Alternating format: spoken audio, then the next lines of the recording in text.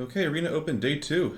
Getting to this a little bit late in the nomination period, so let's just jump in right away and make sure we can find some cues. So we got two folks waiting. Hopefully we get some more people in here soon. There we go.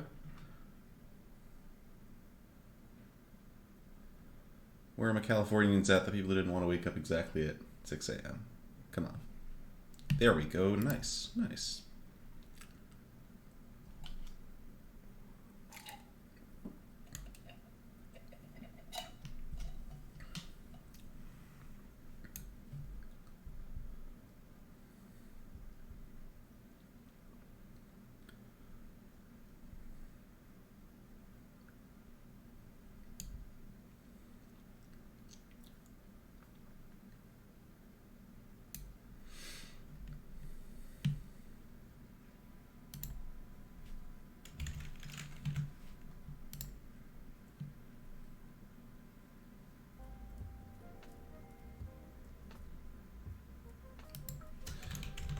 There's always one.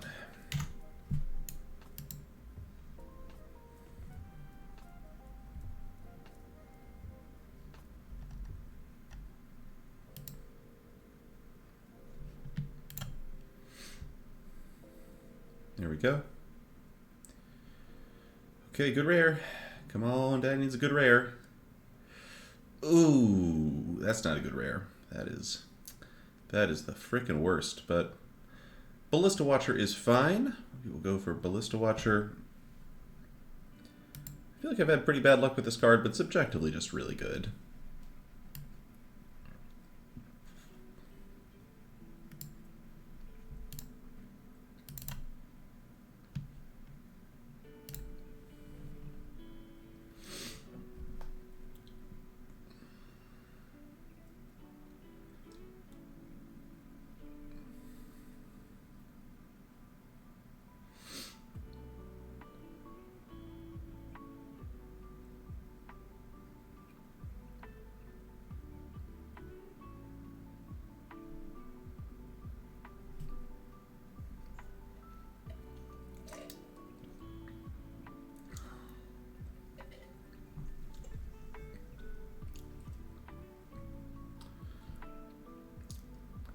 Okay, Reckless Impulse is in the pack. That card is good in every red deck. I don't see a need to expand into a second color yet.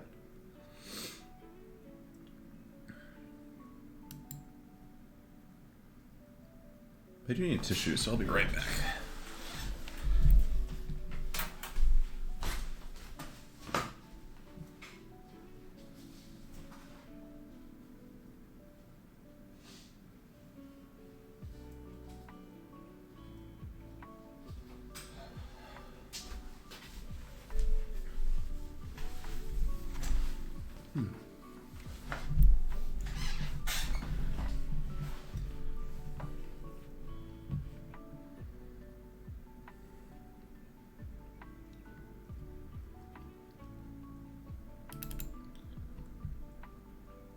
Rending Flame, pick 3. I love that. And a lot of solid blue cards. Noted. Okay, second Reckless Impulse. I'm into that. Don't see any reason to get off of what I'm doing yet. We're doing a great job of cutting all the red cards. Okay, I am now seeing reasons to get off of the red stuff. Here we got Flourishing Hunter versus Pointed Discussion. Pointed Discussion is a little weaker when you're talking about a deck that already has 2 Reckless Impulse, but still strong. Flourishing Hunter's not at its best in red-green, but is a good card overall, but not great with double Reckless Impulse is the problem. I'm also seeing Edgar's Awakening and Rot Tiger Gargantua here. I think I'm just going to take the Pointed Discussion. Red-black once again, but this card is very good.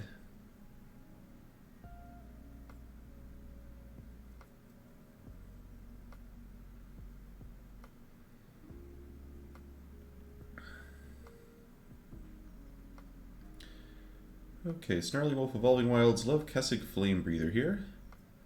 We're talking about a deck with double Reckless Impulse and maybe a pointed discussion already.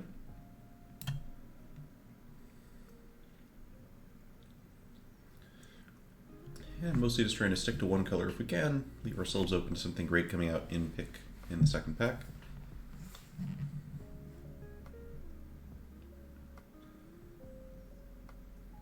Also, it looks like viewers are starting to stream in. Say hi, everybody. Or, you know, if you want to. Curious who's got here first.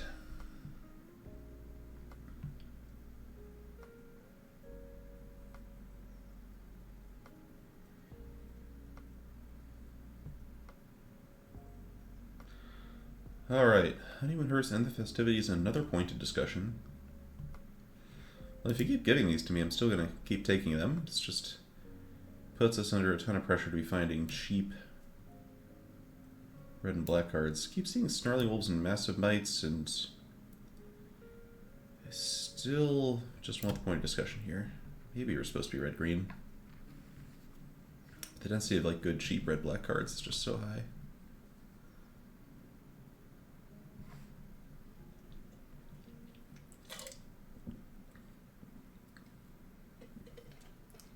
Okay. Soul Cipher board, not very playable. Well, maybe playable, not good. I'm going to take Flame Breather over Fearful Villager with the way the deck is going so far. Just chip people down.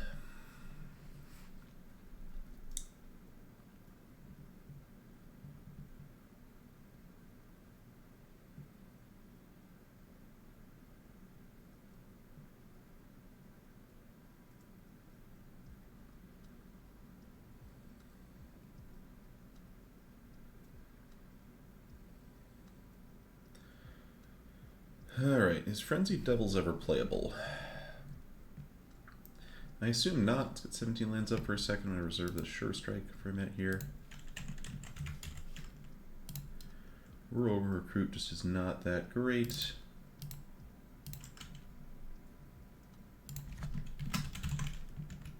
Yeah, Frenzied Devils is just awful. We'll take Sure Strike. We're probably not going to play it, but we'll take it. This Snarling Wolf could have been an option there as well. This is all terrible.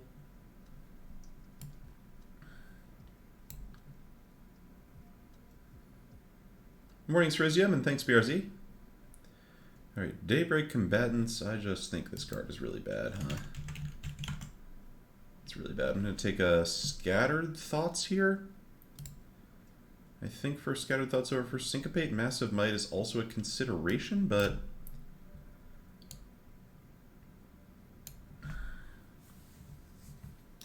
I feel like with Double Flame Breather, we're leaning more in a red-blue direction. Emperor's Kiss is kind of a funny burn spell. We're not going to play it, but it is funny.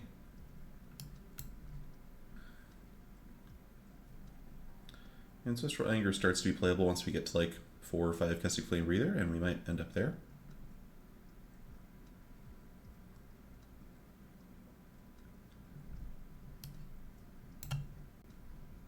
Hoo! Hello! Hello! The avatar came in handy, chat. That's Helena and Elena. Helena and Elena. We are going to play the statistically best rare in the set. I'm kind of curious. What is the best rare in the set here? They are second only to Toxrill, it looks like. Pog. Alright. And there were some late red-green cards going before, like Child of Pack. Falconrod Celebrants might actually be close to this. Probably not, though.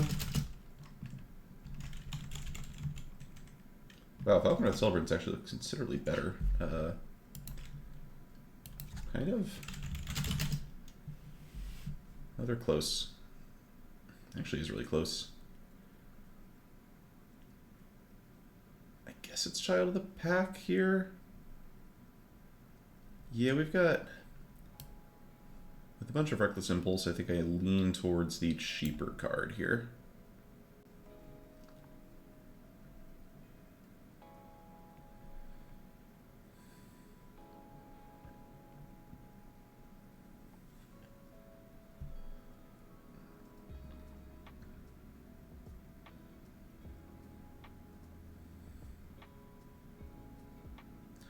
I guess there's a world where we just end up splashing these, though, if we have this much card draw. So maybe it was supposed to be Falconwrath Celebrants there, just because it's... Alright, we'll keep an eye out for some Evolving Wilds. Could also be something like red-green splashing pointed discussion. We're just trying not to run short of playables at all. Dig Up.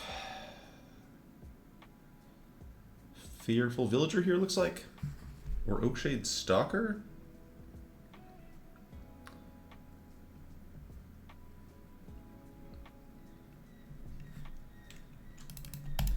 Which of these is actually better? Fearful Villager just has considerably better stats across the board. I think we just go here.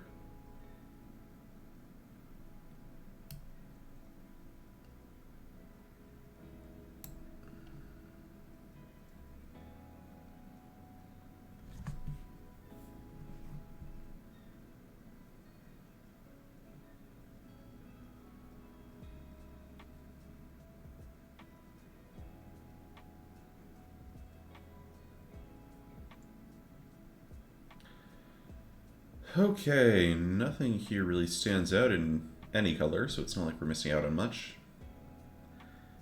I guess it's Lacerate Flesh over Odric here. Yeah, we're not going to be playing or splashing Odric. Undying Malice is not going to be a splash either. If I end up red-black splashing like Helena Elena, I could see Undying Malice doing some work. I still think we take the Lacerate Flesh. It's close enough to a playable. Alright, we're not going to take another Ancestral Anger right now. We got Spiked Ripsaw versus Belligerent Guest and Blood Petal Celebrant. We don't really have a high creature count here, so I think I'm just going to be taking the Celebrant.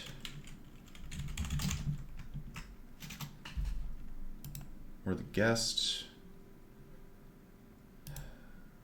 When in doubt, I think we just lean toward the cheaper card again. Okay, Bloody Betrayal does not work if we don't have the sack cards to go with it. Probably just Sawblade Slinger. This card is perfectly adequate. Seems better than Apprentice Sharpshooter.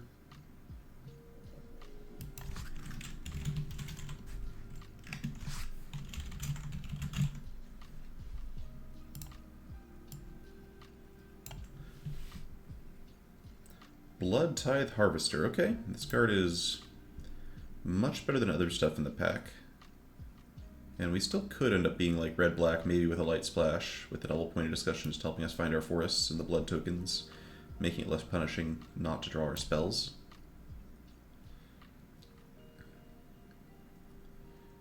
Okay, we'll grab the other Ancestral Anger here. Third Ancestral Anger over Massive Might. Yeah, I think once we just start having a lot of these, I start being interested in just continuing to play more of them. You know, that's right, I've never cast one of these cards before in the format, but with Double Casting Flame Breather and an aggressive shell generally, it seems like that might be the time to be doing it. This all looks really bad. Take the rare, I suppose.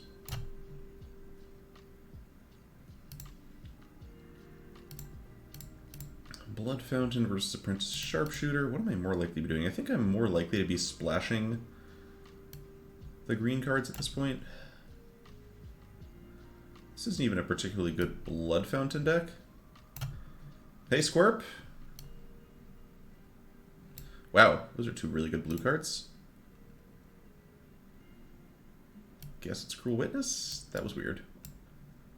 I guess blue was pretty open mid-draft. That's an Overcharged Amalgam.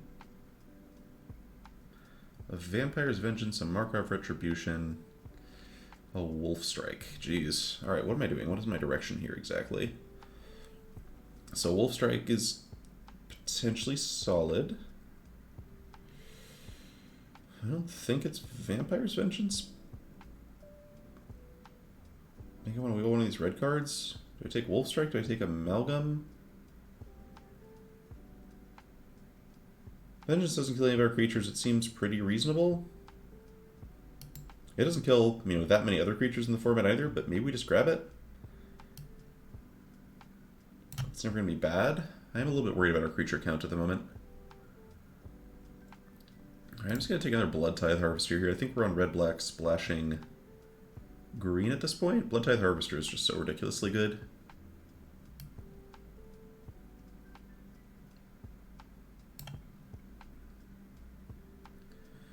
Okay, Sanguine Statuette is cute, but there's fortunately a Falconwrath Celebrants here, so we don't need to be going in that direction. And this looks like an Abrade. Strange draft.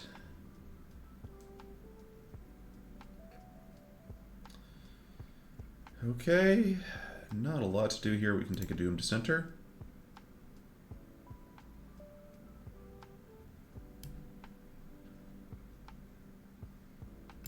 I'm just building up that creature count. Now I'm pretty into Undying Malice over the second Lacerate Flesh. Pretty neat with Blood Tithe Harvester.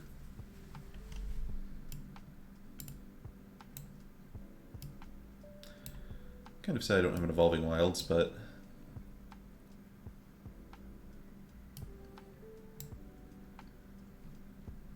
at least we have a playable deck.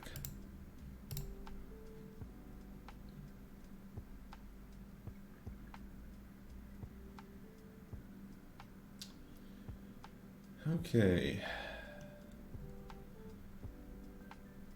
Third pointed discussion? It's like a lot of pointed discussions to go with our Reckless Impulses, but maybe we do have a lot of cheap interaction, a lot of cheap creatures generally. And then Ragged Recluse is a good way to gain back some of that life we're losing. Okay. I think we're probably going to be off of all the Ancestral Angers because we have so many pointed discussions. Markov Retribution doesn't seem great. We don't have quite enough vampires. I think this is just Weary Prisoner. Just play a little bit of defense.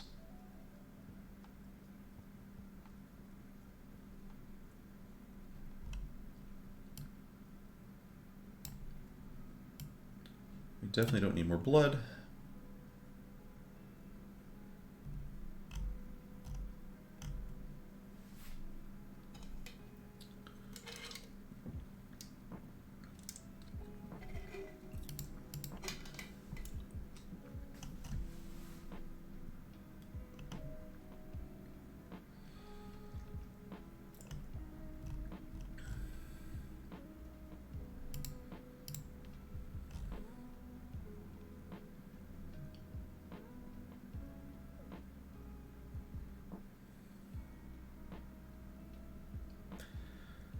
Are we going to be able to make the splash work?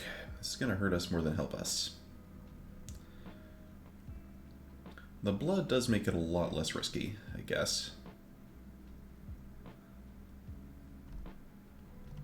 But if we're only playing like 2 forests, how likely are we to ever even cast this card in the first place versus our forest making it impossible for us to cast some key early spell?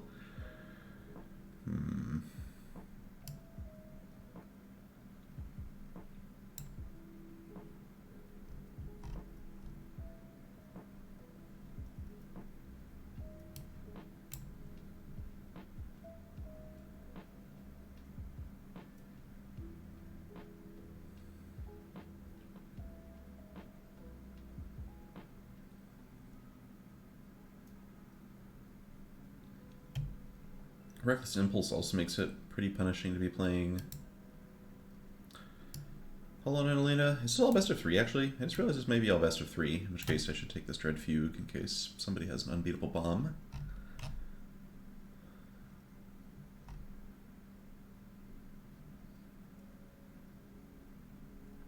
Yeah, I probably should have been thinking about that a little bit more earlier, huh?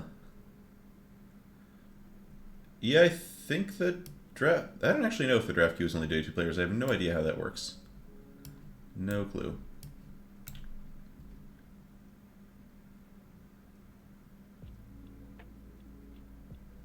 That makes sense. That makes sense. Making sure we can't actually run out of games to play. It's just way too hard, I think, to like keep, if you had a draft open, whoever joined like the very last draft would just be like toast. What's the yikes?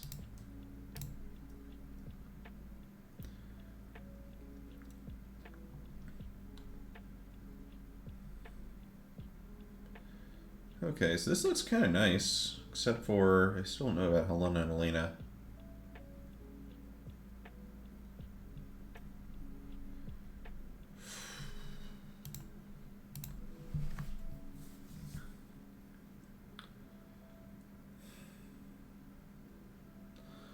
We just draw so many cards, I guess we can probably get away with it.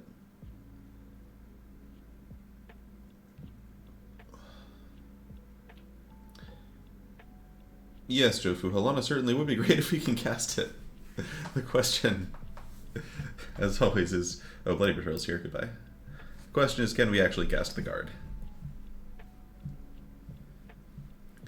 Yeah, Curse Catcher, that's true, but I don't know. I'd much rather not have to risk just running out of games to play in the middle of my tournament than to risk, you know, running into somebody who had a soft draft pod or whatever.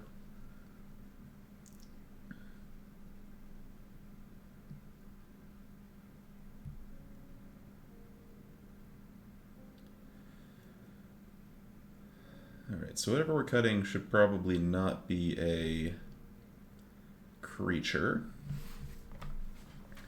So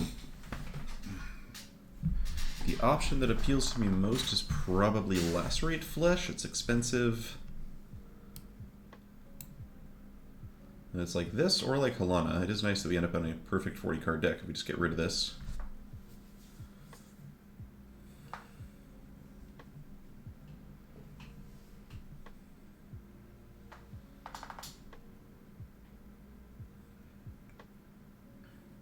I kind of think I'm up for trying out Hallandal. Yeah, I don't really want to cut creatures. I don't know. If we play Hallandal, I guess we have another creature, so we're at 12.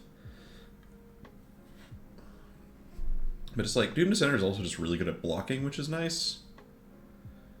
The fact that it's just like a 2/2 that comes with some life gain attached seems pretty great in our triple pointed discussion deck if we're just trying to stay alive. I think I just cut Lacerate Flesh. I like Bloodfountain and Undying Malice, both giving us ways to get Helena and Elena back. Make it hard for them to ever disappear. Definitely don't want to play this many forests. I think we're on 8 mountain, 2 forest, 7 swamp. I'm definitely not worried about power level in the deck. I think the deck seems to be a fine power level. There is some consideration for Splashing Child, just because in theory it's really good if you, you know, if we think we can cast this, I really like take the asterisk and play Child. But I'm probably not quite at that level. Sure is better than Weary Prisoner, though. Maybe this is a thing? 2 forests. We see a lot of cards.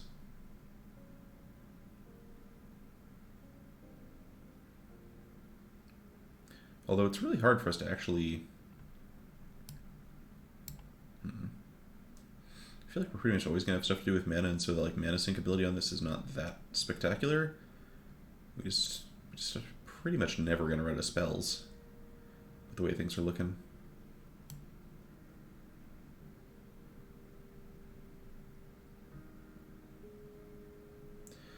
Yeah, Prisoner is not a good card, but again, the question is not so much is this Prisoner card good versus are we actually going to be able to cast Child of the Pack, or are we going to be forced to just like discard it to our blood tokens a bunch of the time?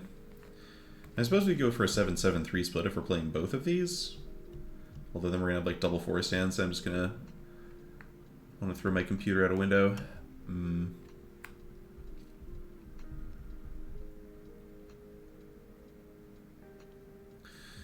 I think I'm down to try this experiment here. Weird Prisoner is... How bad is Weird Prisoner exactly? It's not good, but is it... Oh, wow.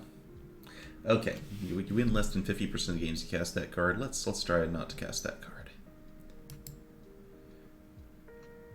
Okay, 7/8/2, here we go. Let's try it out.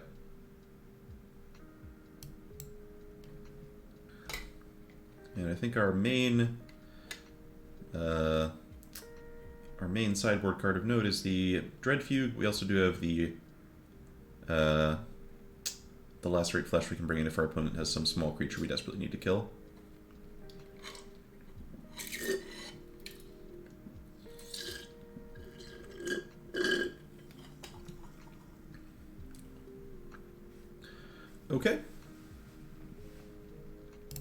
Looks fine. We could really use a 2-drop creature, but... Looks... Hey! Hello. Opponent customized their lands. Ooh. Opponent's playing Undead Butler in red-black. Oh. Okay.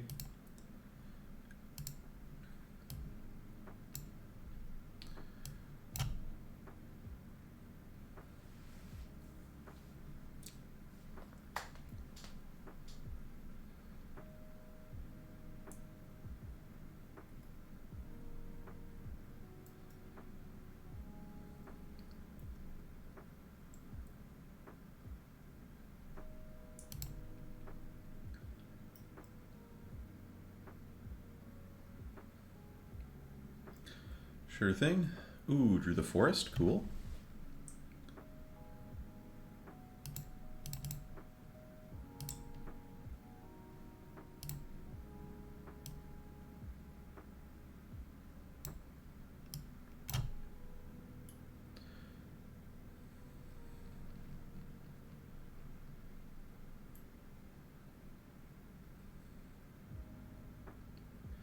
Gersize, look at our avatar.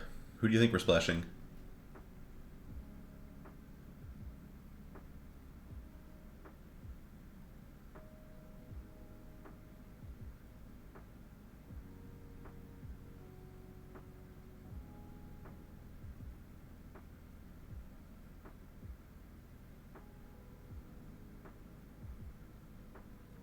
Markov Retribution?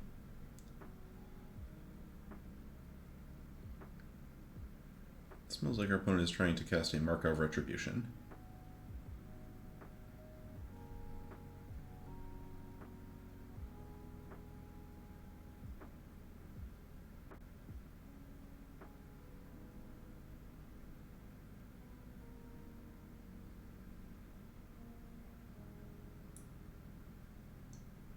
Good morning, High Contrast. I should set the record command, I just realized.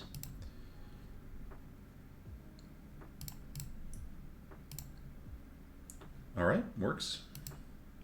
Opponent did not do anything. You'll love to see it, become Aaron Gertler, I guess. That's the goal.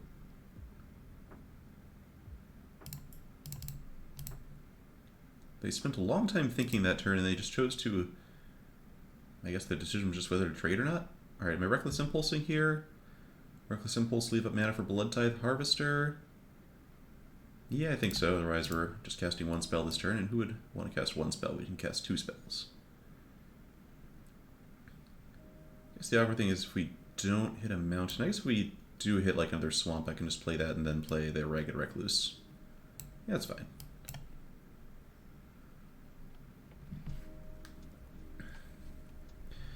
Yeah, because it wasn't super. Whoa, God! All right, that's fine. That's fine. Still daytime. We can kill it. We can kill it. We can kill it. They can bring it back with Undead Butler at some point, which is scary, but we can kill it, and we can kill it again with Bloodtide Harvester at some point. This is the first time I've ever had somebody cast that against me, and I didn't like it. I'd prefer it not happen again. All right, we can't cast Point of Discussion. We do need to just kill this vampire. So, away with you.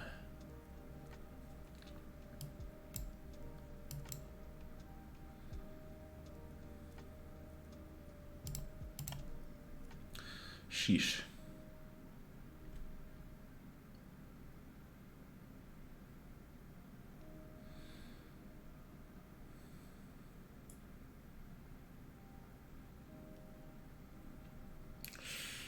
Gosh, this thing is really, really gumming up the battlefield here. Arsonist is ridiculous, yes. It's very, very, very good. Okay, so we're just gonna chill here for a bit. I'm gonna play Point of Discussion. Gonna look to find, like, Halana and Elena or something like that.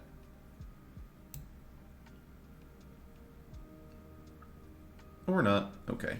Let's go with, I think I'm down to play my 6th land, so I can have Undying Malice up, but we're not going to want the 7th.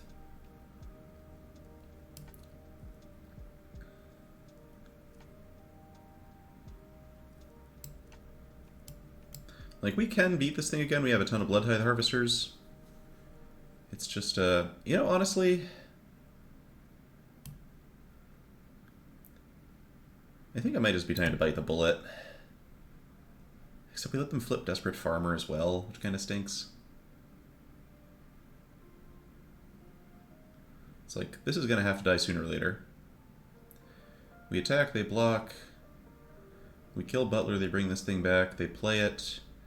I mean, they hit me for 5? And we just kill the thing? Yeah, I think we just have to kind of deal with this. Alright, or they don't block at all. You love to see it. Do I kill the farmer? Yeah, I can just attack me back with lifelink. I don't want to be attacked back with lifelink. Just get rid of it.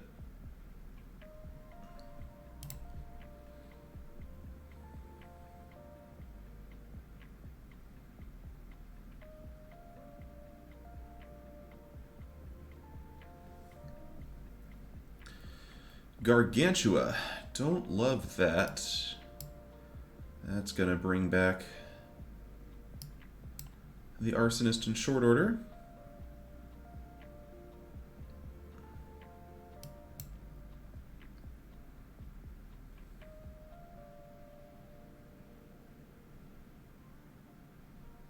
Still a perfectly winnable game. We're not going to be drawing any lands for the rest of the game, which is nice.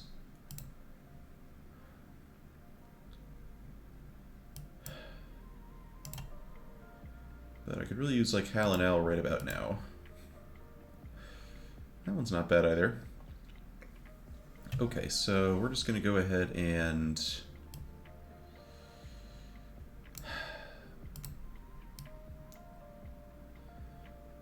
Villager Dissenter pass.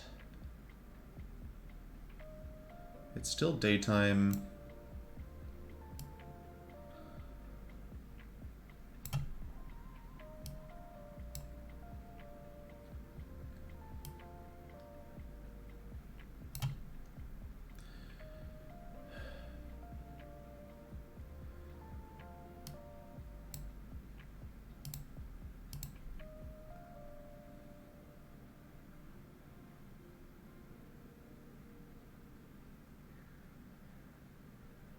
Good luck, High Contrast. Yeah, an Azorius deck would definitely be helping us get over our opponent. Or exile this Volatile Arsonist. I guess we're bringing in Lacerate Flesh for game 2.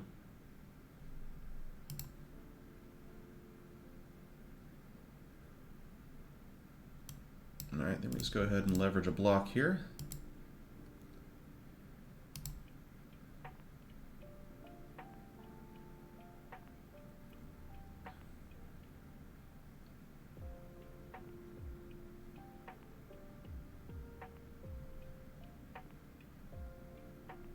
Aw, that is very cute. It's kind of photoshopped looking, but it is cute. Alright.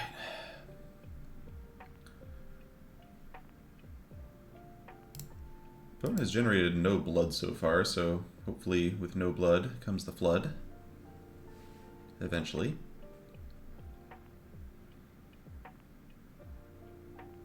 Maybe they have like a Vampire's Vengeance and they've just been looking for a time to get any value off it whatsoever.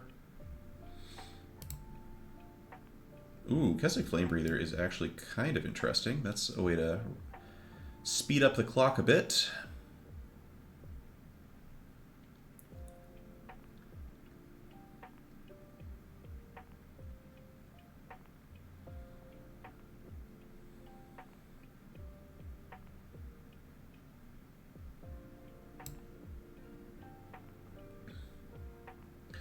The real question is, am I supposed to be killing this Gargantua? No, it's way too risky to be throwing Undying Malice away for something like that, I think. I guess the thing can just get blocked.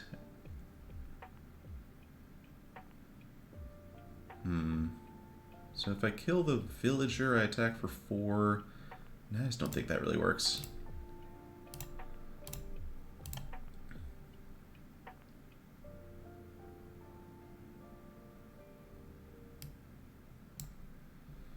Tricky position. Where in the world is Waldo, by the way? Thanks for the follow, and thanks also to Bo Bonnie, who followed earlier. Okay, I think I just take this hit. I just don't think I can afford to be chumping the Gargantua at the moment.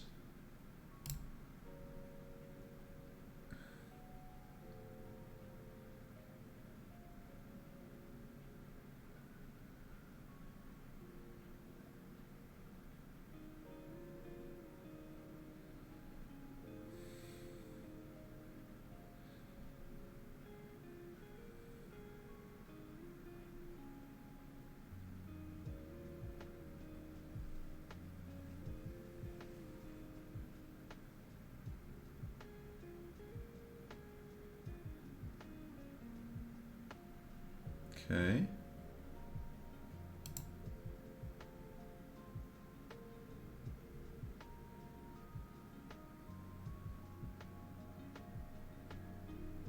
All right, we are flipping here. I like the flips.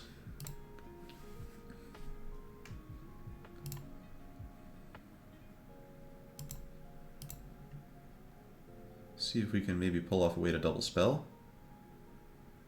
Kessig Flame Breather, alright. That one's interesting for sure.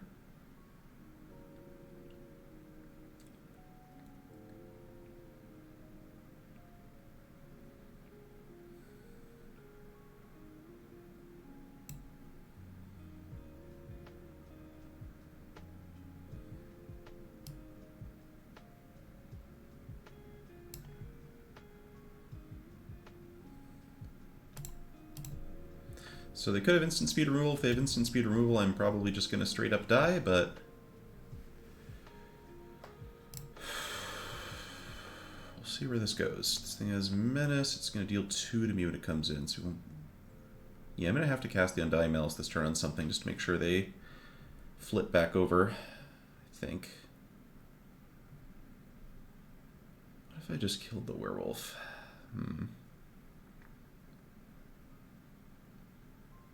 I guess if we attack with everything...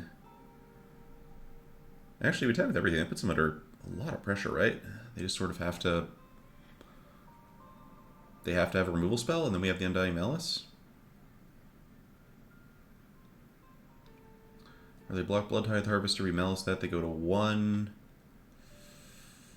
Lose their Werewolf. Harvester comes back on our side, but it's tapped. Then the Arsonist hits us for 5 exactly. All right, let's see what they're on. I think we have to go for this, and hope that they're on like lands or sorcery speed spells they just chose not to cast because they wanted to get this down in nighttime.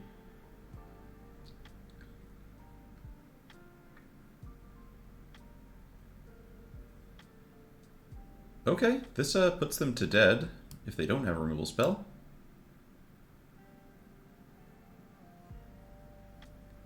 Bleed Dry, targeting Fearsome Werewolf. Okay, I can't...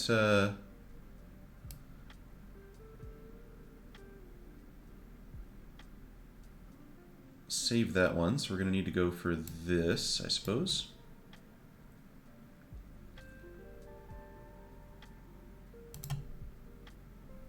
Are we dead? I guess we're actually dead, yeah.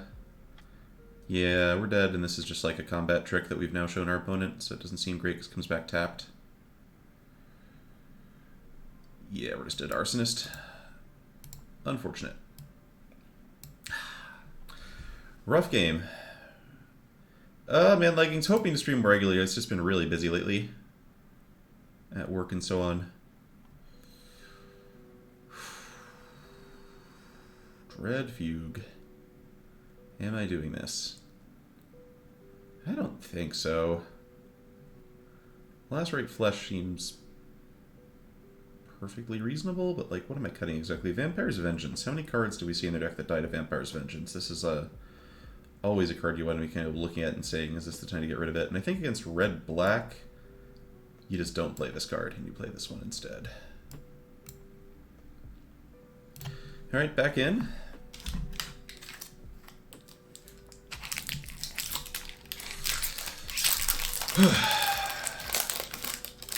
Yeah, I think the deck seems pretty good. You know, we didn't draw our bomb, they drew their bomb. It was really close in the end. So if they miss on a card as powerful as Volatile Arsonist, we can probably grind them down. Well, the Undead Butler did end up being pretty good for them, to the credit of the Butler. Also, I'm going to turn off the mic for a second as I eat some food.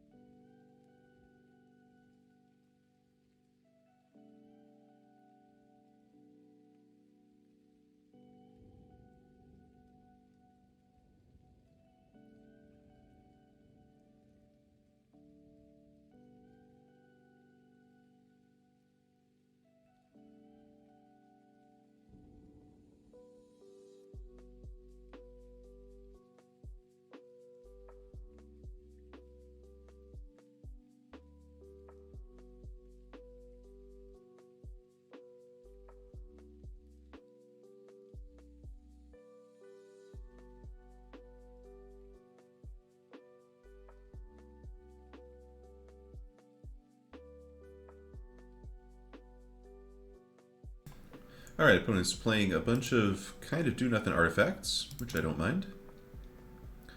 Smells like maybe a Flame Blessed Bolt. I think to maybe lure that out to hit Celebrant instead of Harvester, this turn I'm just going to go Flame Breather into Blood Fountain.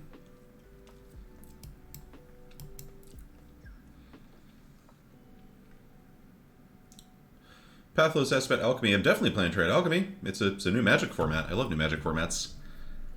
It is bizarre to me that so many people are complaining so vociferously about Alchemy. It's like, especially Alchemy and Historic, just like the strangest thing. It's they made some slight edits to a bunch of cards that weren't really playable in Historic anyway, except for Luminarch Aspirant, which has been slightly tuned down, and that seems fine anyway.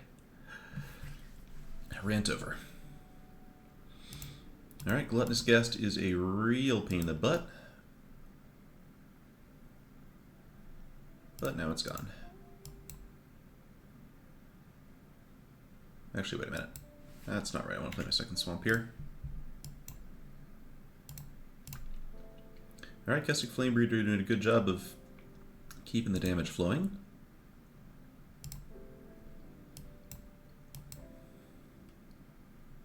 Yeah, the Arena subreddit, or even like the Twitch stream yesterday, which was what was bizarre. It's like so many loud people. Just enjoy the new Magic format. New Magic formats are fun. What is the problem? Alright. I'm going to want to go ahead and wipe out the Socialite, because it's kind of wrecking my attacks here.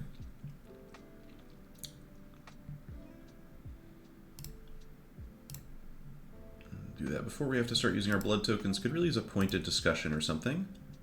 Child of the Pack. Alright, go ahead and discard that one. We can always get it back with Blood Fountain later. There we go. That looks great.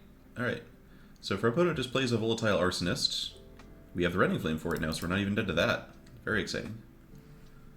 All the same, I'd prefer they not play it right now.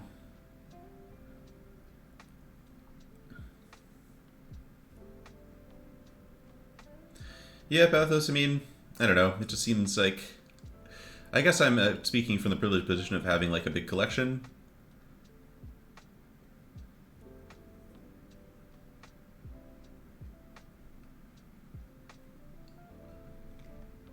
Yeah, we'll have to see how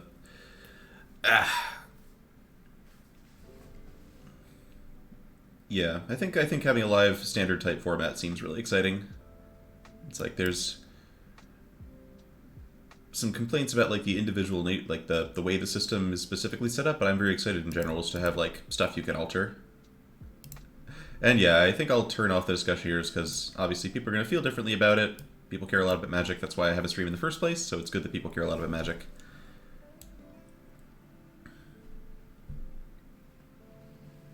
So, people are always welcome to their opinions. My opinion is that I'm excited to try out Alchemy, because it's new Magic-related stuff. Although none of the specific like new arena-only cards have really lit a fire under me yet.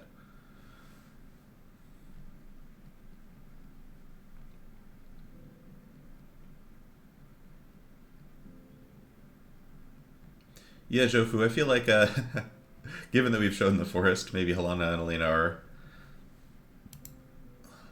kind of a predictable thing for us to have.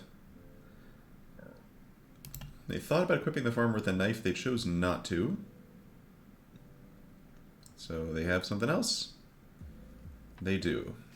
Alright, am I just gonna discard the Halana now? Yeah, I think so. Can't cast it. I just want to keep the cards flowing, because something like a Reckless Impulse or a Pointed Discussion this turn is so strong. There's my forest.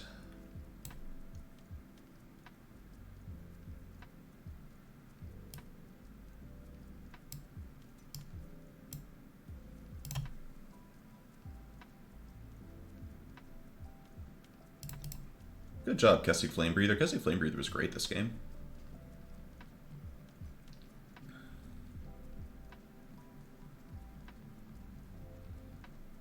Okay. Okay, that did it. That did it.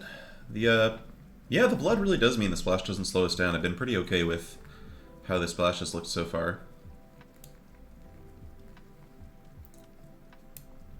Still terrified of their big 4/4, but given that we've now seen both Undead Butler and Blood Fountain, putting in Dread Fugue to try and get rid of it seems like a bit futile. Let's just keep trying to do the kinds of things we did to them there, curving out quickly. And it's time for another bite.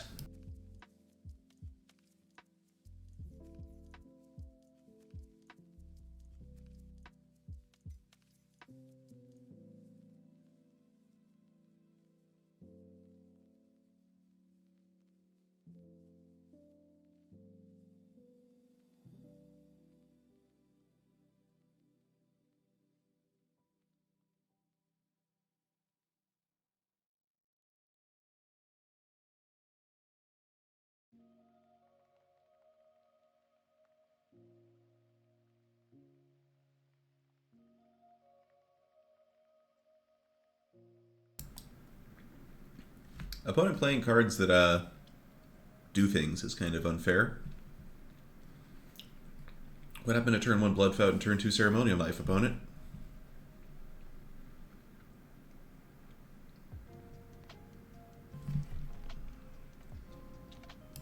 Third land is beautiful.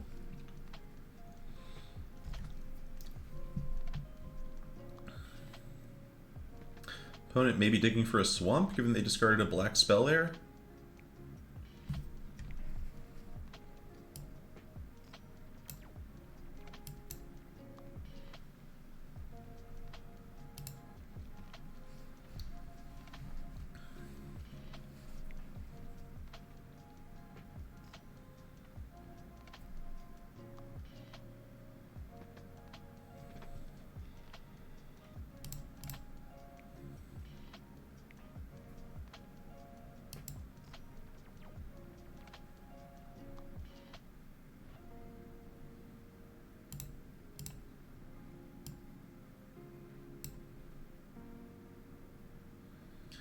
Alright, so we hit the sad scenario of finding an uncastable spell off Reckless Impulse, but it's okay. Could be worse. At least we didn't get rid of one of our removal spells that can kill their Menace Wolf. Please don't do it. Hey! That's good stuff. That's good stuff. This is all perfectly fine. Yeah, let's try top decking a forest. I agree that that would be a good way to do this. Falconwrath Celebrants is not bad, though. Of all the cards in my deck that aren't forests, I like having something that actually stops Jetpack Wolf. Which I guess is what we just call that card now? High contrast, I think the knife is good in specific sorts of decks. But, it's like situational. It's better than it looked at first, but I wouldn't go too crazy in thinking it's great or anything.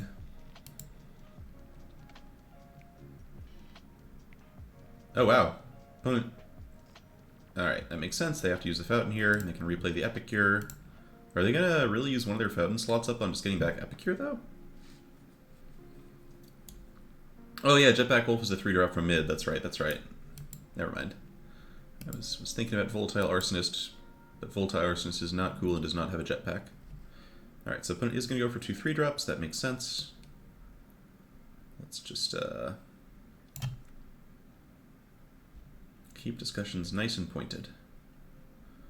Alright, I think let's see, so we have a couple options. We could play the land, plan to Rending Flame one of our opponent's blockers if they double block. Or we could just attack and Undying Malice the Celebrants to get 2 more blood tokens out. It's still just trading 1 for 1 if we do that, but we don't give up Rending Flame in case they top deck the 4/4. I think we wait on Undying Malice until our opponent maybe is forced to block this with a couple of 2-power dudes. I think Malice does not block at all. Should be fine. Oh no, they're going for it. Actually, I like making this a 5/5. I've changed my mind all of a sudden. It's like a little bit mana inefficient, but I like making this a 5/5.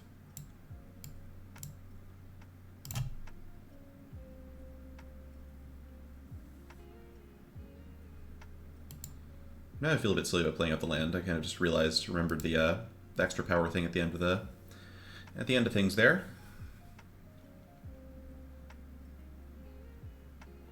But we do have more pointed discussions of Reckless Impulses, plus just a lot of blood we can sack, so it's not the worst thing to have the last land in play there.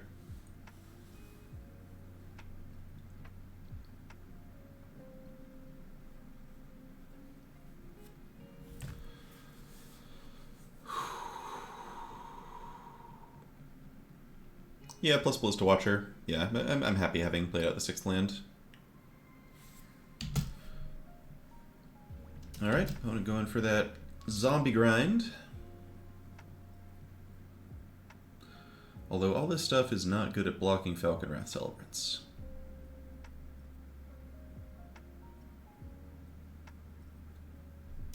Okay. Sure.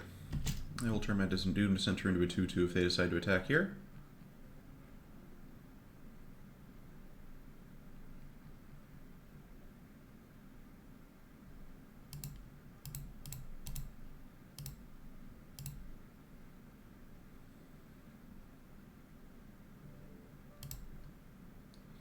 Kessig Flamebreather looking pretty nice. Let's go ahead, jam that one.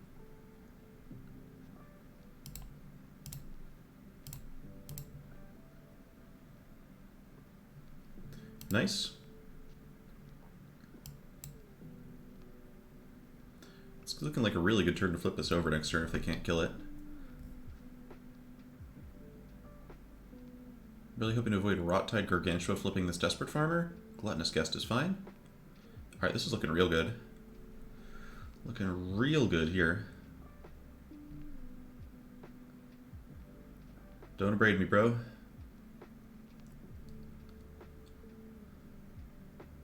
I looked to see if our opponent's avatar looked like the kind of avatar that would abrade us, and it's frickin' Jaya Ballard, so I'm now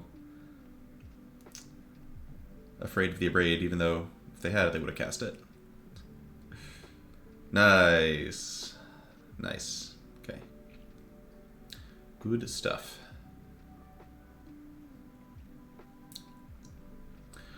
Alright, so with Rending Flame out, so if I attack with Celebrants, they like quadruple block it. I can just trade it for like Archghoul Farmer and just flip the Watcher. I think we just keep the pressure up, make them make decisions.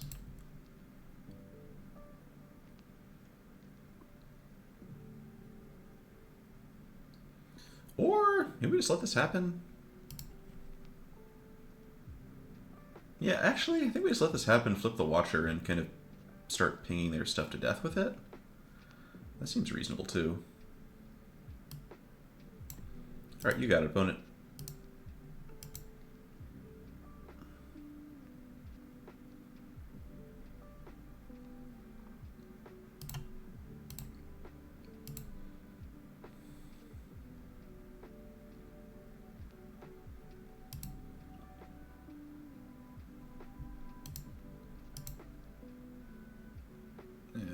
Ooh, filtered away a creature. You love to see it. They filtered away a 4/3 menace for 3. I guess they just really need to kill this Watcher and they know it.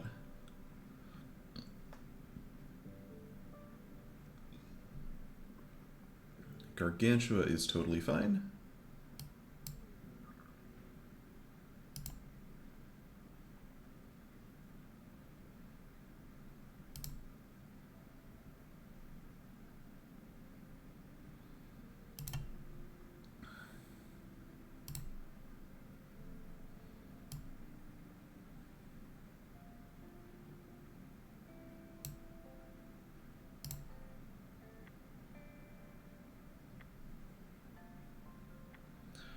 Smooth as butter. Alright.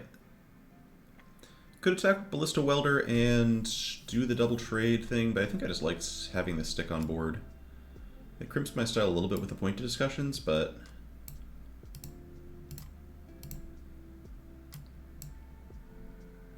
This Kessig Flame Breather's just doing good stuff for us here. Alright, now I think I'm open to flipping this thing back over and just like playing out more spells. If I'm gonna flip it back over anyway, does that mean I just want to attack with it now? I don't think so. I still don't really want to trade this for Harvester.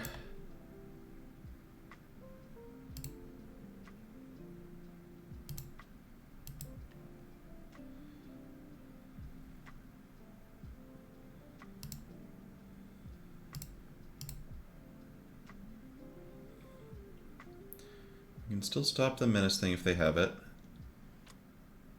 They don't get to pick off any of my critters.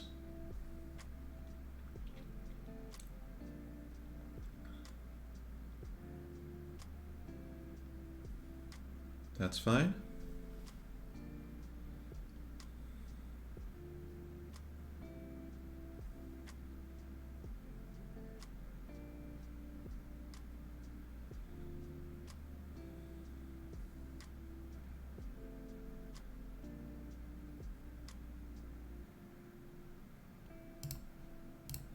See if we can rip some card draw here. That's not bad either.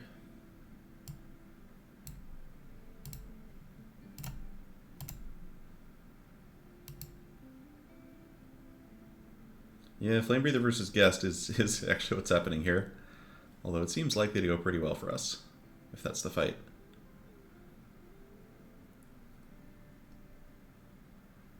Yeah, point discussion is just so sick. Like, they just give black a better sift.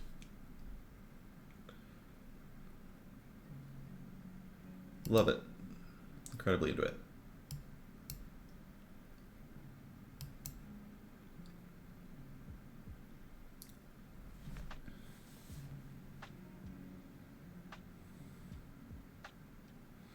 Alright, alright. They're still fighting. This is not over.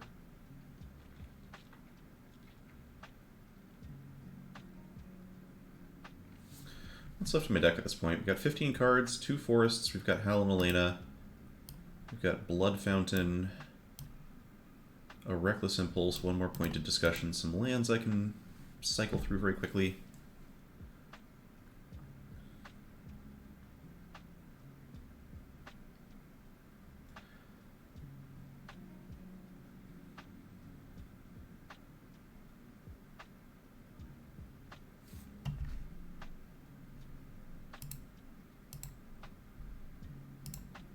Blood Fountain. Love Blood Fountain.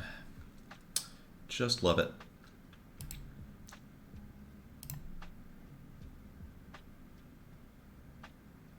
Yeah, blood tokens just make red-black so much stronger than every other color. It's not the most fair thing in the world, but it is how it is.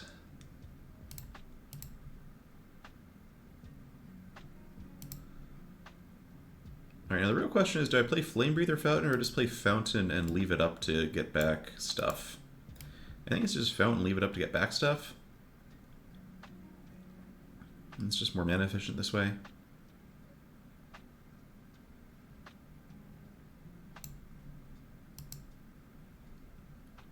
Yeah, we did have the attack all there, that's right. I guess I was thinking about playing Flame Breather and potentially having blockers up for their Menace Werewolf if they find it.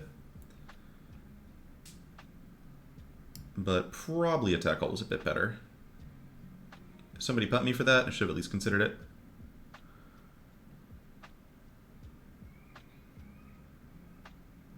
Alright, I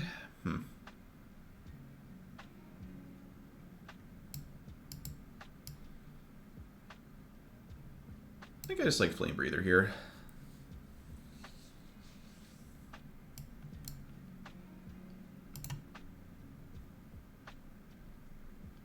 Still holds off Menace Wolf, which is great.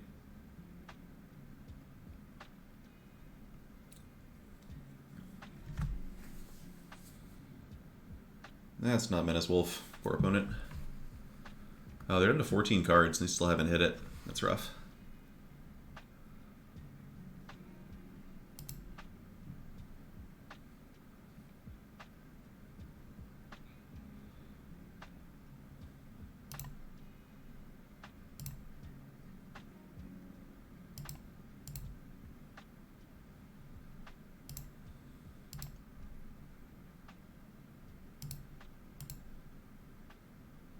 Harvester again, but we're just going to use Blood Fountain here. And flip my dudes.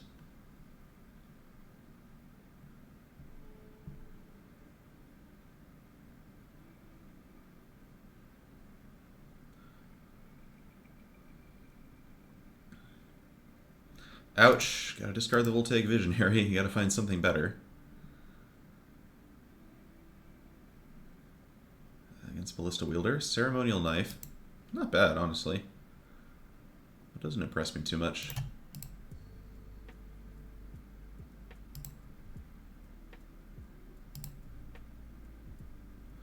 Let's go ahead and get back Harvester and probably just Recluse.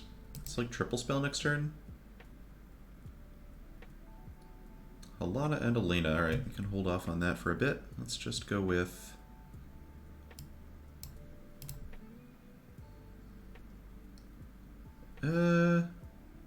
yeah, I can attack with this. If they want to try double blocking, I can threaten to just ping down one of their creatures. And I'd be super happy to trade this for the Gargantua.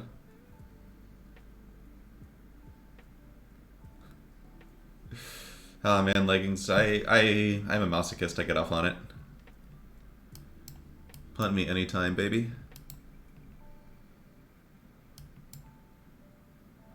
Okay, great.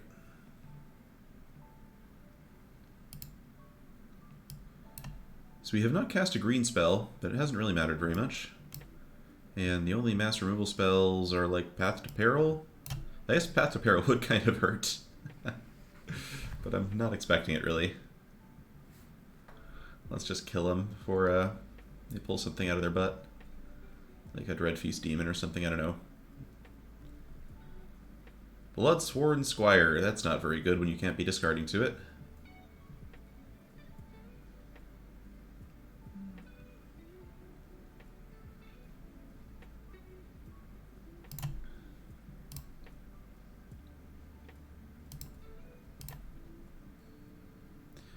Point of discussion, 8 cards left in deck. Are they dead?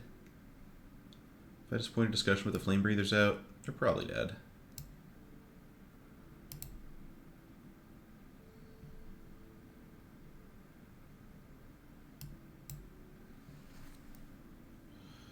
So you can Harvester down a Squire. We actually don't have great attacks here.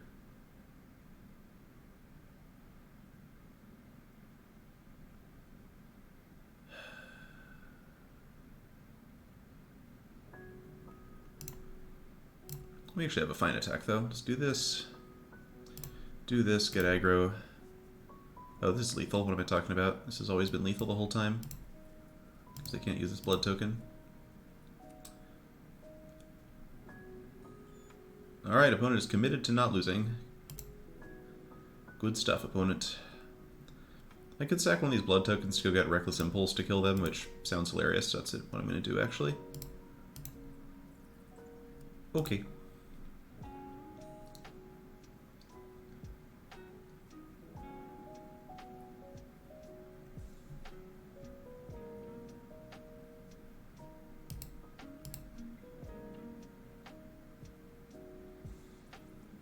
Alright. Good, good, good, good. Their deck was not great. Not at all great. And their one good card did not show up for them in games 2 and 3. That's all it took. Alright, happy enough with this build. And even Child of the Pack seems pretty good. There were definitely some turns there I was like happy just to sit around flipping werewolves. Alright, time for another bite. Muting.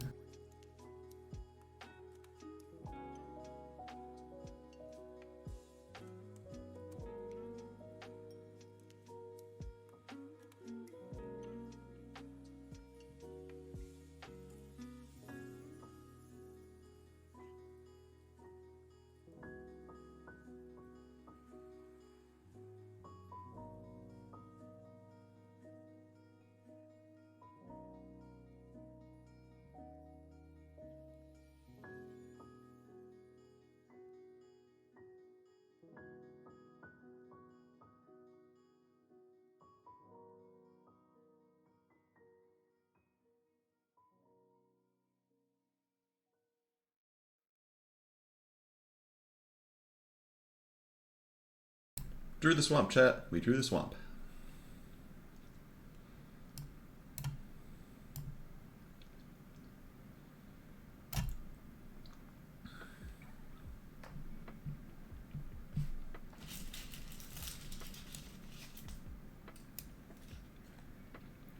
Yeah! Alright, I was afraid our opponent was going to like put some pressure on us or something. Opponent using a good removal spell on our 2-drop is just what the doctor ordered.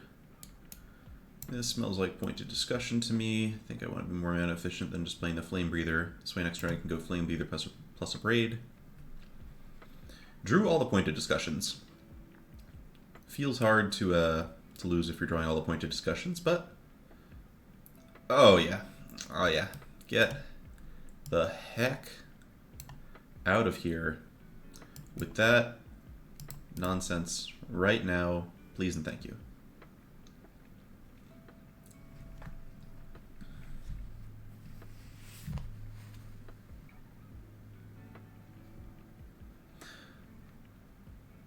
Ooh, gave him an efficient spell. Yeah, maybe there's a counter spell sitting in there. I think this is just pointed discussion. Feels like there's a decent chance they have a counter.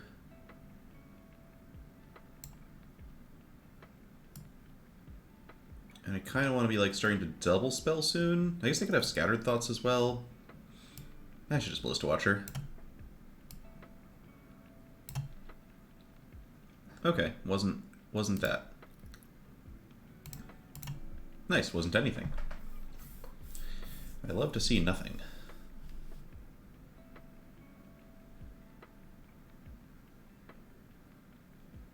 You gotta do something now.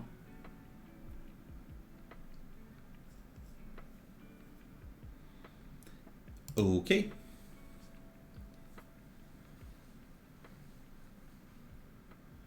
It's not a threat. We are taking a bunch of damage off the point of discussions and not pressuring our opponent too much yet.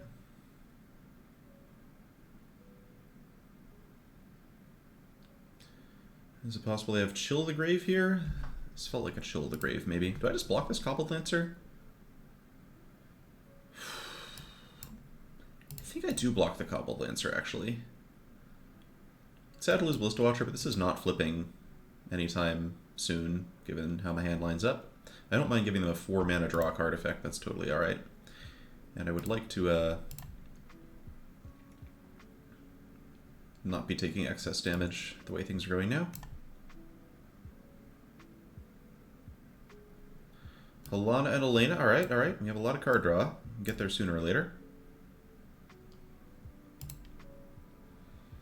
So forests are amazing. Rend Spirit, or Rending Flame? Rending Flame is amazing. Opponent spending 4 mana to draw a card is amazing.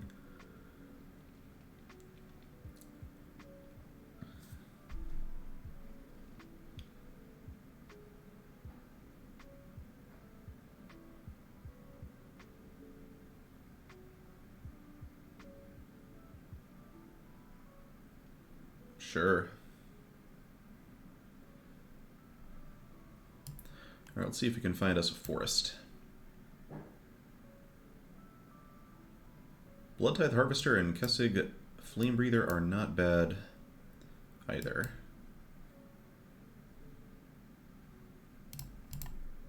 Whoops. Alright. Obviously, no reason to attack the villager there. I'm not even going to punt it because there's no way it ever matters, but whatever.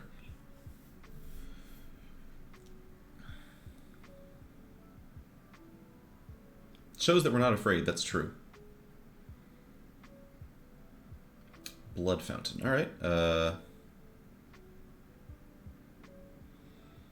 assume we probably just get Fiercely Retributed.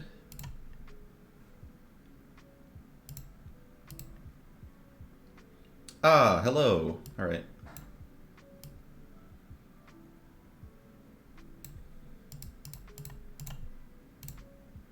Hello? Wow, hello.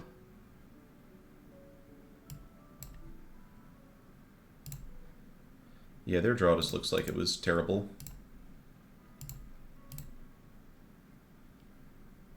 Yeah, they did. We would have been syncopated a while ago if syncopates were in the offing. I'm going to play this Blood Fountain in case they have Adamant Will so that they can't counter the Blood Tithe Harvester activation. They could have something like by invitation only. But even if they do, we just have Tile of the Pack plus a million blood plus Blood Fountain, so it really doesn't matter. But yeah, I wouldn't be super surprised to see by invitation only come down. Okay, that works too. Settle the wreckage is not a thing. Wow, they just flooded real bad, it looks like. We'll take those. And because people were asking, I am in fact going to do... Alright, blue-white means I guess we want this. Really good against Whispering Wizard. Yeah, we'll keep that one in. So no need for any particular sideboarding, I think. I think Lacerate Flesh getting rid of something like Gutter Skulker is not terrible, but... I just feel like we want to keep our curve low here. You'll always be able to find things you can kill with it, but it's inefficient. Alright, time to... Yeah, I mean, my last arena tournament, I lost the whole thing to Settle the Wreckage, so I'm careful in all formats. You never know.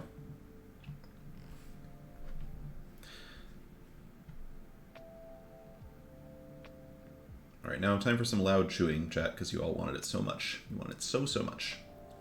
Oh.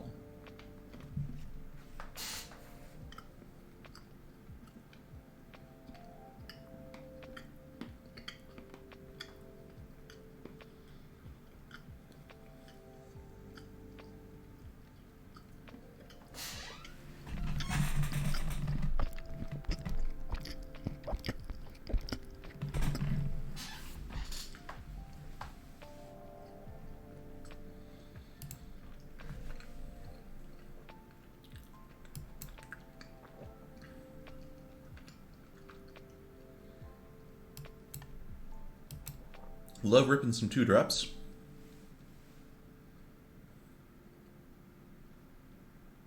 That sounds hilarious, man. Leggings.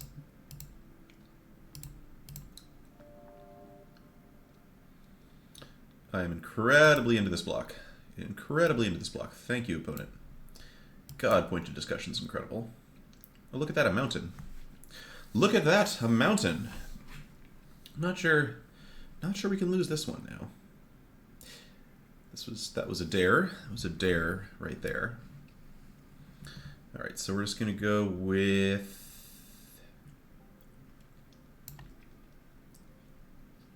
what is the play here? Is it just Rending Flame the Gutter Skulker? Cast Fearful Villager?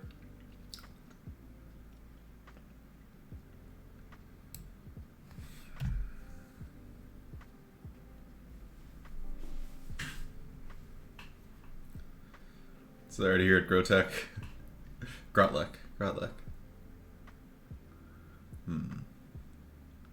Options abound.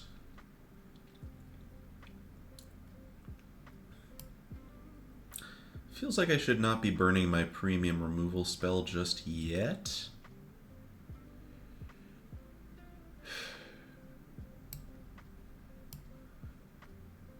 Yeah, let's get a clock going. There's some chance I just use this blood to hit a land drop. Probably not going to do that, but some chance of it. Let's see what they do here. I can discard Undying Malice. Alright, yeah, opponent's going to show a little bit of weakness here. We'll just go ahead and get rid of that. There's a chance we're running into Fierce Retribution here by doing this, but that's fine.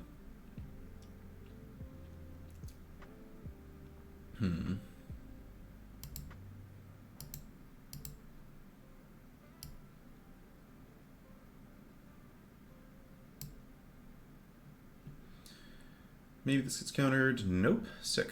Okay. Hey, Bill! Thanks for the 7-month resubscription. Hope you're enjoying today's stream. And all the turns our opponent is passing. Lunar Rejection. Okay. Gosh, rediscarding hand size? Not quite. Not quite. No Syncopate? Ooh. They got Syncopate? No, they don't. Okay. They got something. They had something. What was the something? I don't know. Anyway, we got our removal suite online now. Circle of Confinement, okay. Darn, that will gain our opponent 2 life at some point in the future, possibly. Yeah, Adamant Will is a possibility for sure. Now, if they just protect this thing with Adamant Will, it might be kind of hard to stop. Let's see. What is the play here? I think it's just Falconwrath Celebrants. And we'll save Kessig Flamebreather for next turn.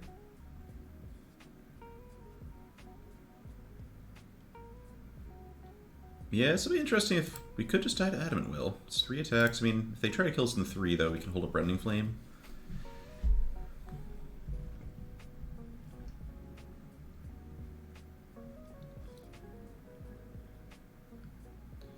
Okay. Getting aggressive.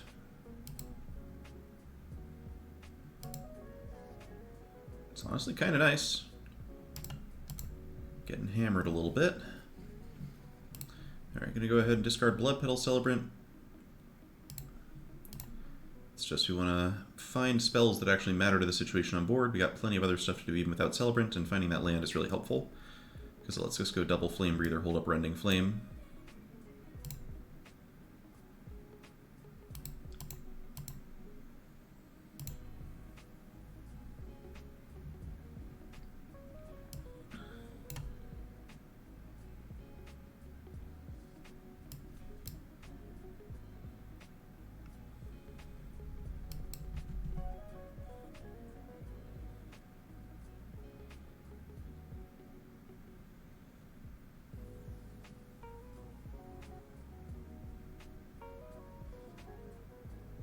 Okay. That one's also a bit of a threat.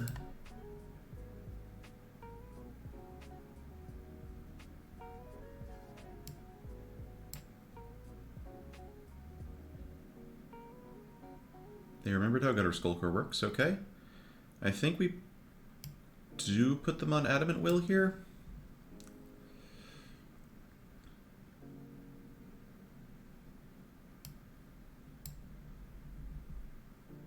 I think I do put them on Adamant Will here. I guess I'm not sure we can actually win putting them on Adamant Will. Alright, I think we just have to try and kill them, because Wanderlight Spirit's going to kill us anyway. So let's just try and kill them here. We're going to put them to 14, and then try to beat them with a big Reckless Impulse turn. I think. Is that right? I don't know. Put him to 12, actually. Yeah, putting him to 12 gives us a chance. Although, we'll need to do it without finding Pointed Discussion, which is a little rough.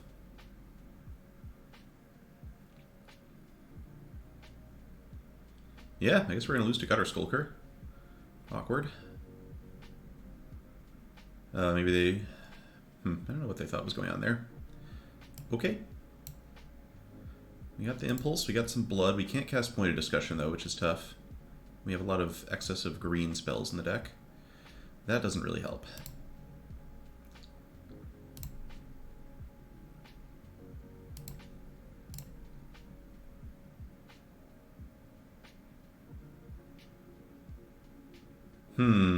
Darn it. I guess this was predictable, huh? I have one more Reckless Impulse. I could draw a Reckless Impulse into another spell, like a Blood Fountain here, potentially. A Braid. Oh, that's achingly close. Oh, it's so close. We could literally, if we had one more mana, we could have killed them with Pointed Discussion Flame Breathers. Yeah, sad. Within one. And yeah, we're just dead to their attackers. Whew, alright, close one. Yeah, the Gutter Skulker just kind of came down and just kept hitting us. Jofu, you're still dead to Wanderlight Spirit. Well, actually, Yeah, you're right, actually. That's a punt. They could have... I was pretty sure they had Advent Will. I was putting them on it that whole game, but they didn't necessarily have it. Maybe it was something else. Does Blood Fountain come out against Blue-White? That's a thought. Maybe it does. Yeah, they don't seem to be doing much in the way of trading these games. What am I cutting it for, though? Vampire's Kiss, Lacerate Flesh, Sure Strike. Blood Fountain is a prayer out. We didn't have any more card draw, right? Wait, do we have another blood token? Oh, extra punt me if I had another blood token. That was terrible. Alright, gotta stop the early concessions. I'm treating this like it's any other draft stream where I'm just like, whatever. Probably dead. Cannot be playing that loosely. I had one blood token, yeah, so extra punt me. Multiple outs. Multiple outs! Very annoying. Okay. Yeah, I still think I like Blood Fountain well enough.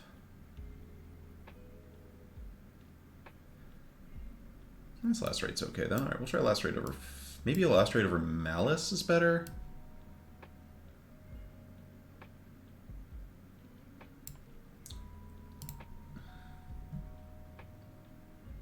I guess we also had Malice's now, didn't we? Yeah, I had like several outs in several directions. That was terrible.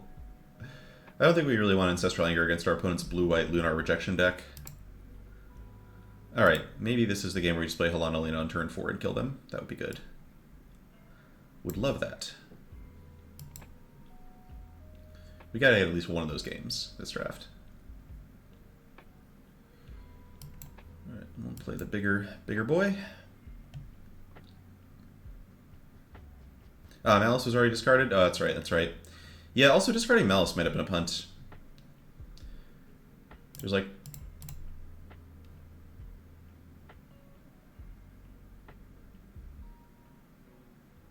Yeah, there's Fierce Retribution. Yeah, I guess the way that the cleave stuff works is they're always holding up.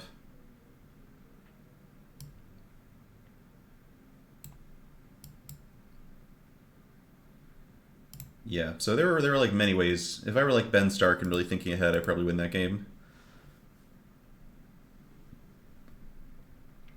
Alright, let's go ahead and play a Wanderlight Spirit out opponent. You know you want to play a Wanderlight Spirit. Hey! That card looks way the heck worse when you are on the draw.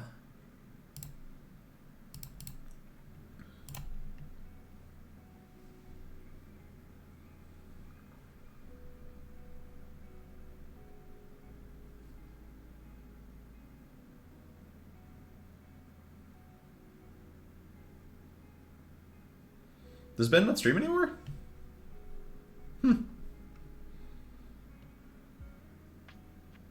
Alright. Does our opponent know this has reach? Yeah, you can go ahead and... I'm gonna go ahead and let him have this 2 damage. We'll go ahead and play around this, Adamant Will.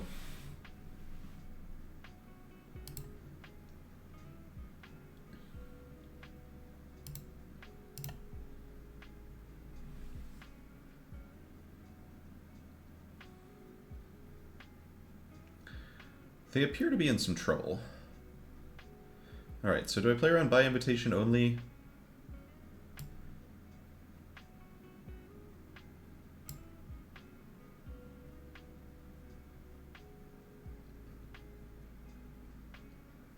Might have missed lethal. I don't get it. Is that real?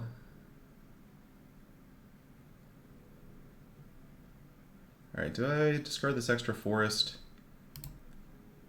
No, actually, what was our lethal? Was there a way to pump Halana and Alina? Oh, they give haste. Wait, they give haste? Gotta read these cards, chat. This thing does so many different things. I did not even realize these give haste. Alright, punt me again. This is great, this is great. Extra deep punt streams. Alright, well, we have Fearful Villager to kill them next turn if they can just kill the witch.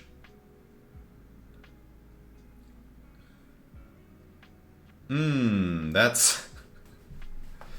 That doesn't look good.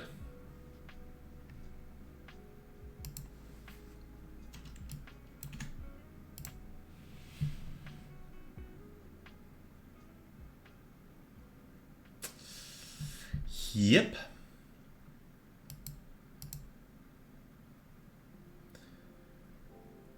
Alright, well, our opponent had their fun. They got to win with Gutter Skulker one game. But this is alright. We're getting the punts out of the system.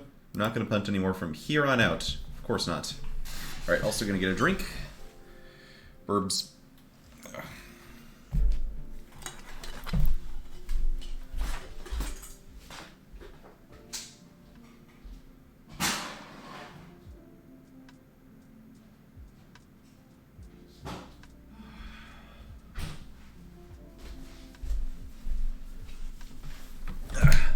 This whole best of 3 play against anyone in the queue thing is funny. It's like, normally there's like a pretty strict limit on the number of players who can win money in this, because every player who wins a game in the tournament beats a player in the tournament and gets them close to being knocked out, but like there's no theoretical reason that almost everybody can't win money today.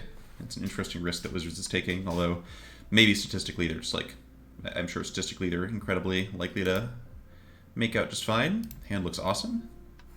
Hey Carl!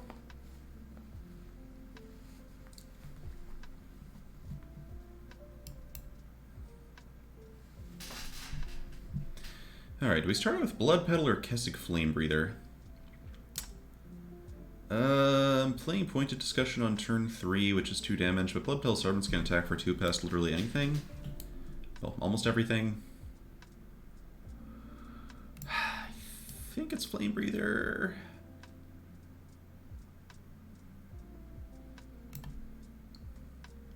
Flame Breather has the slight advantage of dying to fewer removal spells. Also, do we just put our opponent on Dying Malice there? Trying to pay attention to that sort of thing.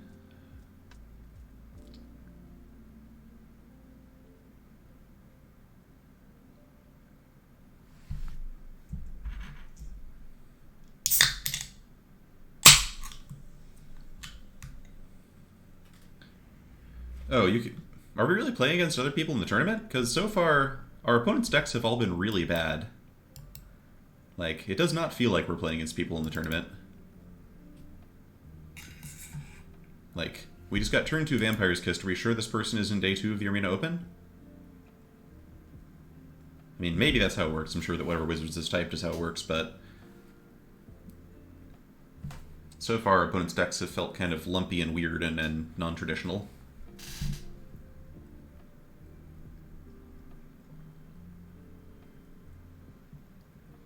They've been playing very well, though. People seem to be playing pretty solidly. Okay, gonna go ahead and just point to discussion this turn. We can only cast 1 spell anyway because we only have 1 red source.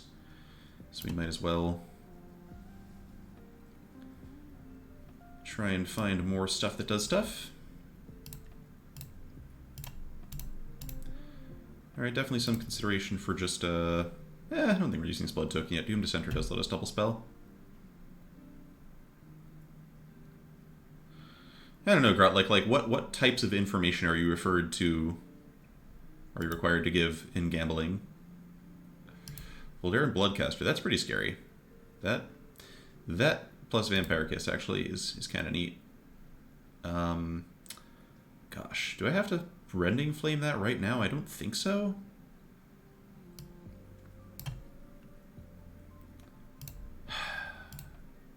I think I just want to play 2 creatures set this turn, and even if they do make 2 blood and flip this thing, I can Rending Flame it and they only get 1 bad out of it. Yeah, let's just keep the pressure going.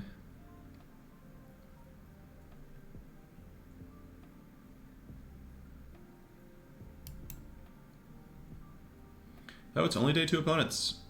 Okay, well, that's that's scary. We might run out of opponents at some point. Hopefully not. These matches are long. Well, our matches have been long. That's ominous. Yikes. Okay.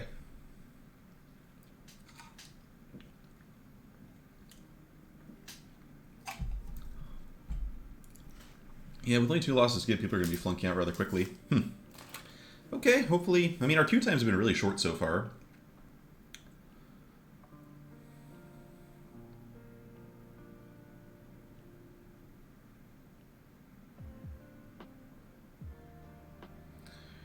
Alright, well, when in doubt, we'll try to take faster lines.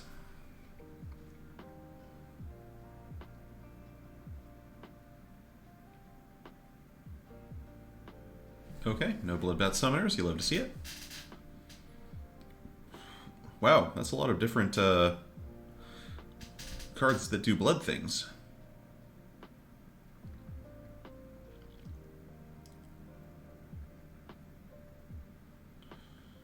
I guess this looks like...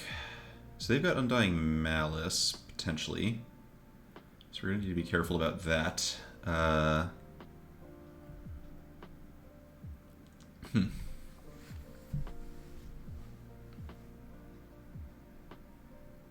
think, do we just hit them with everything here? Hit them with everything, play Flame Breather, and just try to race them? With potentially Running Flame plus Undying Malice next turn?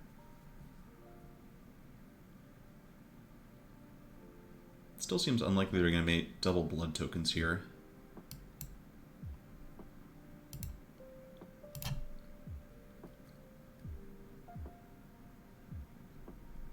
Wow, no blocks it. Oh, no. Okay. Sure.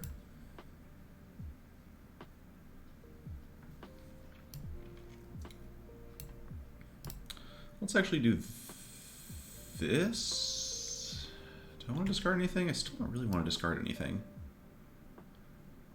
Maybe I just hold up Running Flame and pass, actually. I don't think I need to do the other Flame Breather here.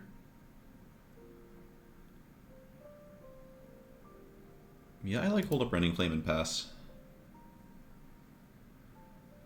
Especially because we get the 4-3 now.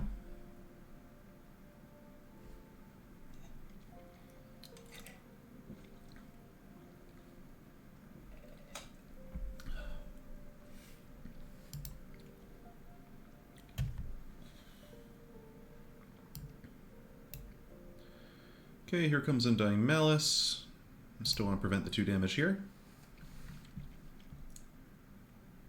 This only triggers at a... Oh, I guess it triggers when whenever they get their 5th blood token, but we can kill it with Bloodtithe Harvester, so that's fine. Yep.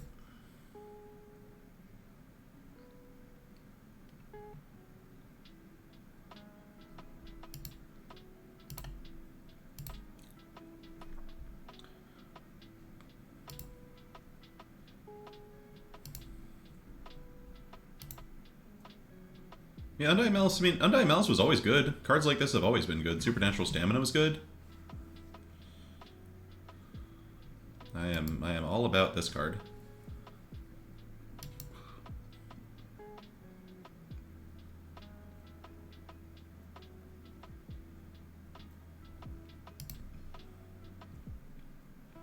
Okay, Fearful Villager coming down here. Did I just kill Gluttonous Guest? No, I need to kill the Bloodbath Summoner. What am I talking about? Alright, do we Undying Malice the Bloodtithe Harvester to do that? I think so. The question is, do I cast Kessig Flame Breather? Or Fearful Villager?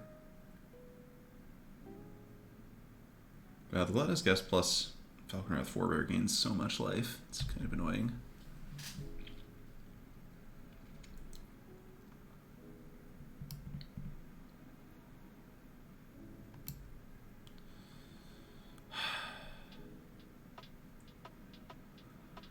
I think it's Fearful Villager here. I think this adds more damage, probably in the long term.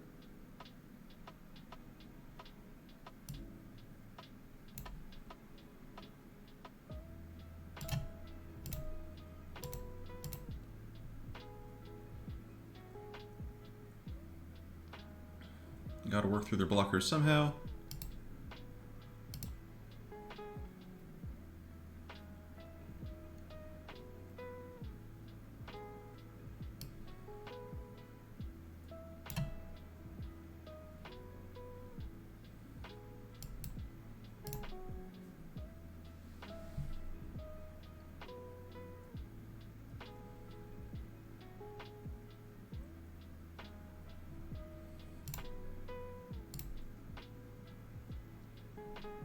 They have another Undying Malice for Super Dead, of course.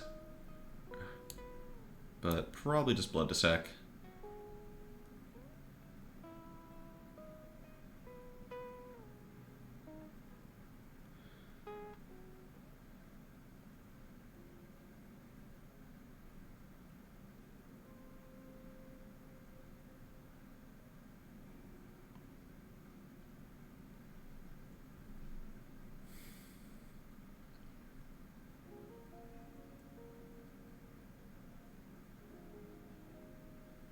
Alright, that works. They got rid of pointed discussion. I guess they realized that the state of the board is such they probably can't afford to be doing that kind of thing.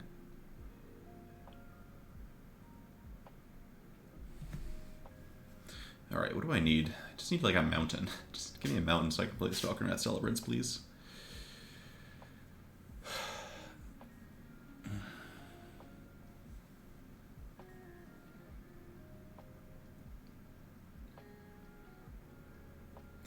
I'm definitely feeling the pain of not having a single Flame Blessed Bolt right now. Ooh, powerful. Okay.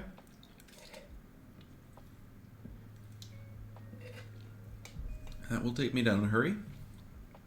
We can get rid of the Gift of Fangs by sacking Blood Tithe Harvester, but... well, no we can't. Never mind. No we can't. Okay, we can play this. Problem is I can just bring it back so easily, but like, what else am I supposed to do here? We're sort of...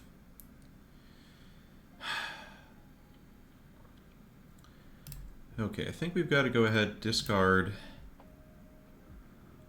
Blood Petal Celebrant here. We just need to find a land. There we go. So now we get to double spell, which we couldn't have done before. And having 2 Flame Breathers out might let us get them. Assuming they aren't able to deal us 1 extra damage. There's every chance they can just deal us 1 extra damage, but we'll put up the best fight we can.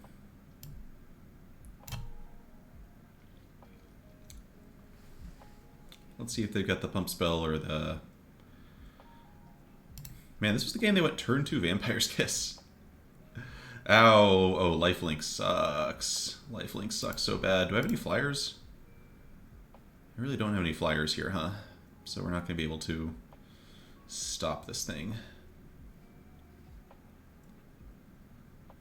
Oh, okay, that kills us too. That's 6. I have the girls, that's true. We do have the girls. Gotta remember those. Okay, so they've got a couple of good blood cards. Vampire's Vengeance comes out. Bring in Weary Prison. No, not that. What am I talking about? Lacerate Flesh. That's what I was looking for. Here's a world where I could bring in, like, Bloody Betrayal instead, but I don't think it's going to come down to that kind of thing so often. Alright.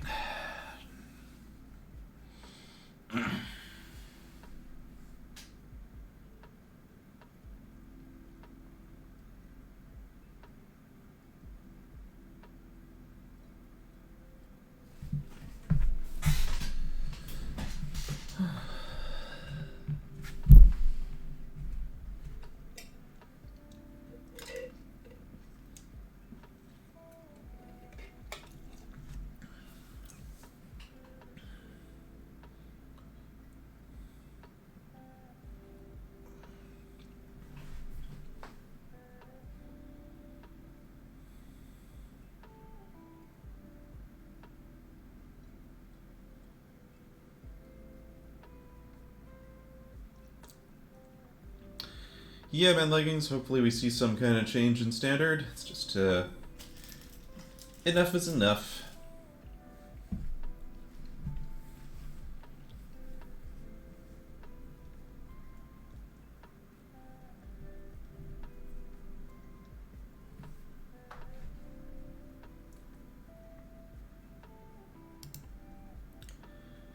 Alright, this hand is kind of dangerously slow, given our opponent's shown us, but I don't think I'm really in a position to reject hands with pointed discussion in them on the play. On the draw, I would have considered throwing this back.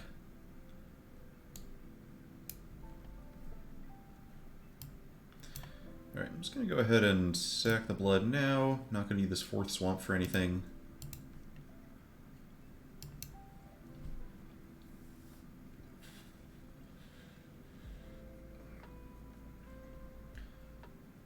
Hungry Ridge Wolf. Alright, opponent's getting the beats on. I need that red source. Uh-oh.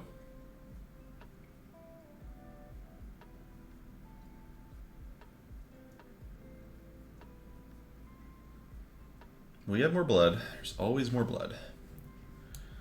There's always blood in the banana stand.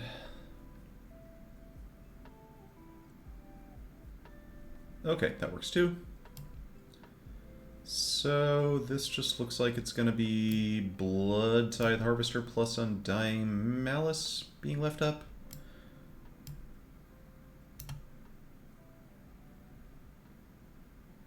I could see Caustic Flame Breather there as well, but I'm a little wary of them having just like another wolf.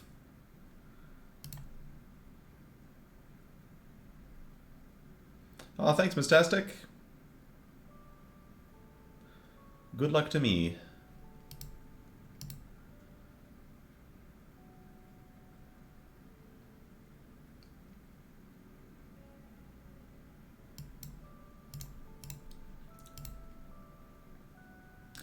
Alright, the question is, do I Undying Malice this Harvester and risk getting hit by a Bleed Dry?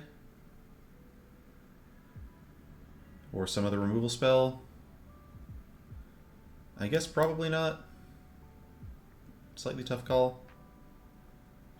Gluttonous Guest, sure.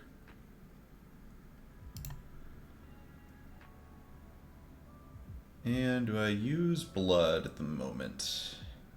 I think I discard Child of the Pack.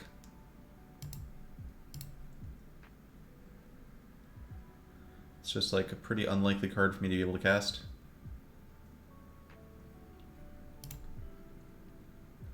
Nice. Alright, so now we'll just go with Flame Breather Villager. Got a little bit of aggro going.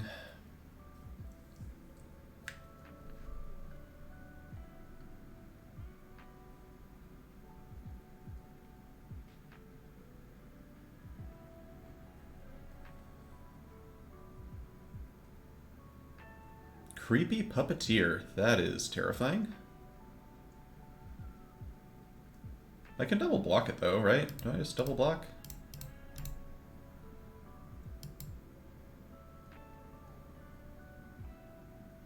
Actually kind of fine, right? 12 now?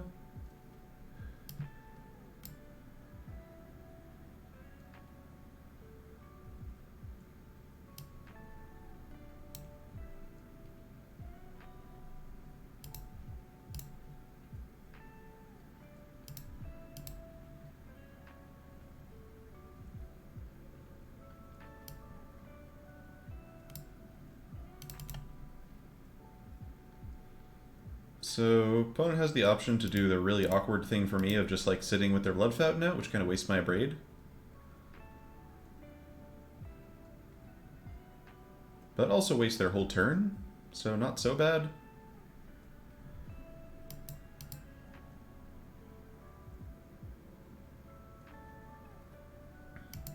Like if they wait and just Blood Fountain and do nothing else, we can just wait and do Blood Fountain.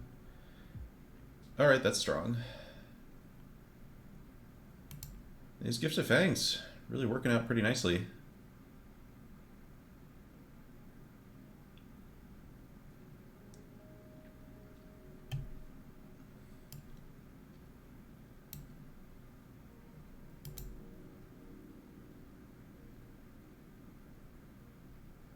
Yeah, we can Rending Flame plus Abrade it, and I think that's going to be the plan. They can bring back Creepy Puppeteer, but that's okay, I think.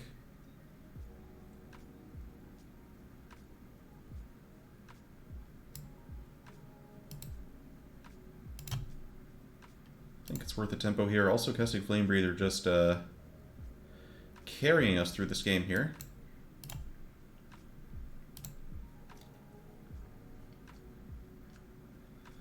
Cool. Alright, so I can Blood Fountain back. The Puppeteer hit me for 4, but I can't block Puppeteer anyway.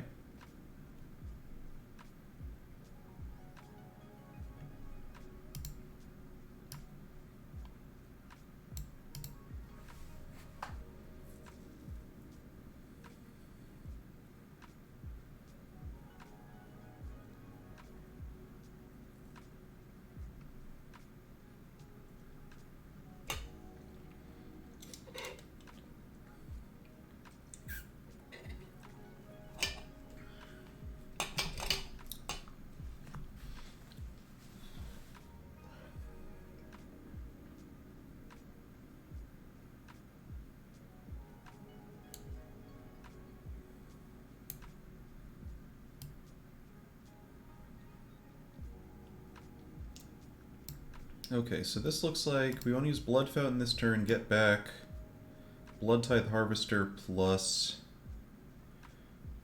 child. We want to cast Ragged Recluse, which means we need to have the play be...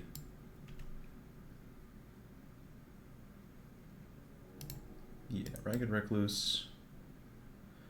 Opponent's got that Undying Malice vibe going over there. But it could just be a blood token.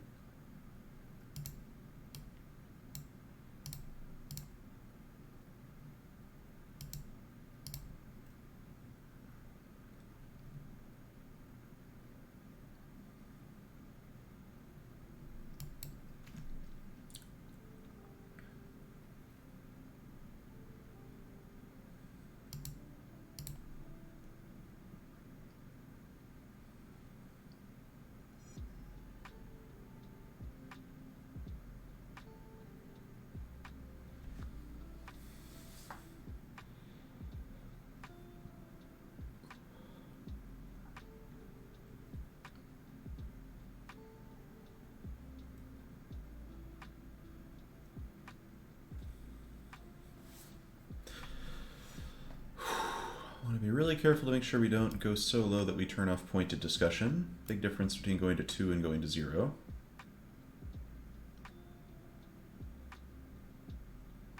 Or between going to 2 and going to 3, more like it.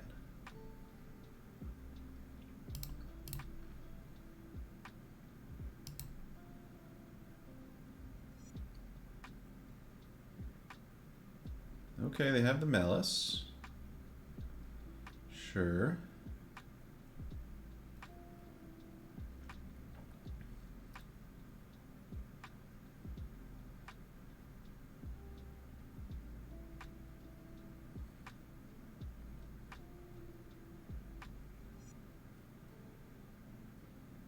That one's fine. Alright, interesting. What's the discard here? I guess it's just Undying Malice.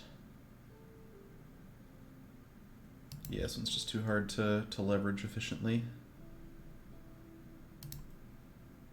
Actually, wait, I can just play this and use Child of the Peck. That seems great. Let's just do that.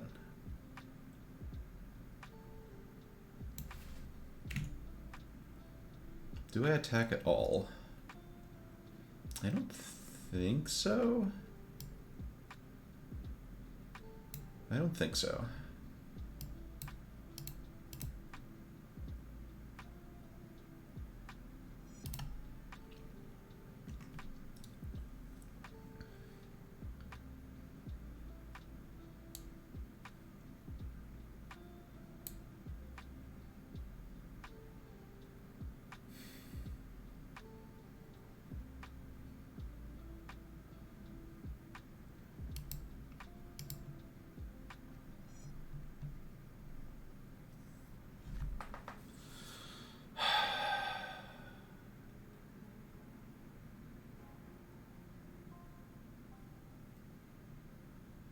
Super tricky game.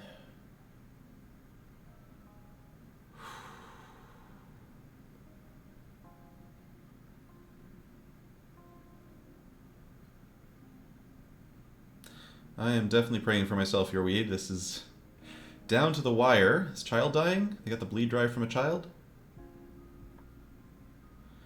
That's a good question. I'm gonna maybe cross that bridge when I come to it.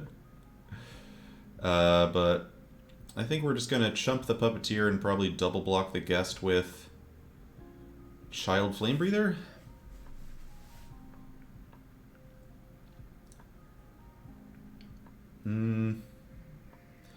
Question is, should I try and play around a bleed drive? We could do something like this as well.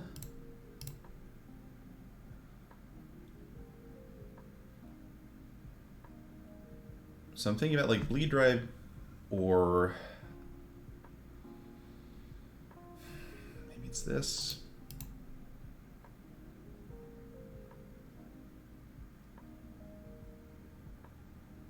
Question is, should I be risking Child at all? Should I just be keeping Child out of combat? If they have a bleed dry, it doesn't really matter whether I risk it in combat or not.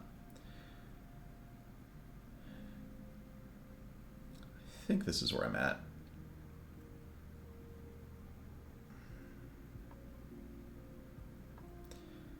Yeah, there's not really a good way to handle Bleed Dry, but at least it forces them to choose between keeping the Puppeteer and killing my child.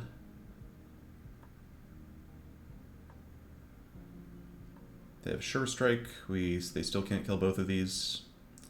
Okay, well that went well, I think. Pyre Spawn. Yikes! That is a big yikes. That is capable of dealing 3 damage to me and turning off all my pointed discussions. Yeah, Grotlick, I guess that's a choice, but it means if they have Sure Strike, they get to kill both of them. The good news about Pyre Spawn is we can just chump block it forever. We don't have to actually put it in the graveyard here. And the odds of us actually getting 12 lands are incredibly low, so I'm going to hold this mountain.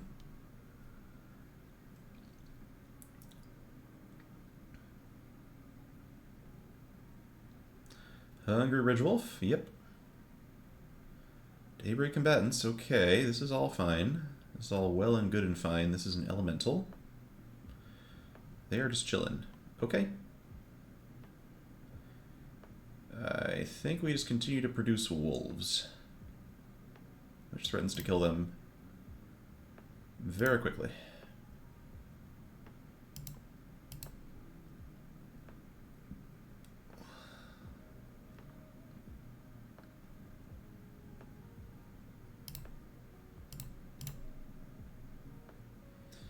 Yeah, Mina Braid and Short Strike are both commons. All right, are we gonna have a child guy? We had one very spectacular Hal and Elena game. I dig having a child game too. Sanguine Statuette. Yeah, that wasn't gonna help you much. We definitely did a good job of dodging their Bloodcaster and Forebear here. This is true, Jofu. This is true. I was trying to balance that against the possibility of wanting to discard something, but you might have it's better to go for that. Alright. They seem dead unless they have another spell. Did they find another spell they can cast? No? Alright, they seem pretty dead. There's no 2-mana black instant speed removal spell that messes up this attack. So they are super dead.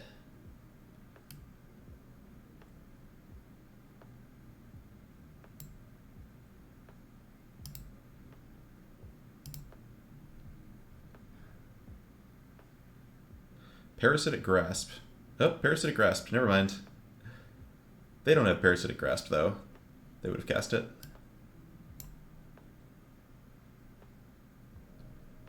But yes, Parasitic Grasp exists. Not a thing to play around there, though.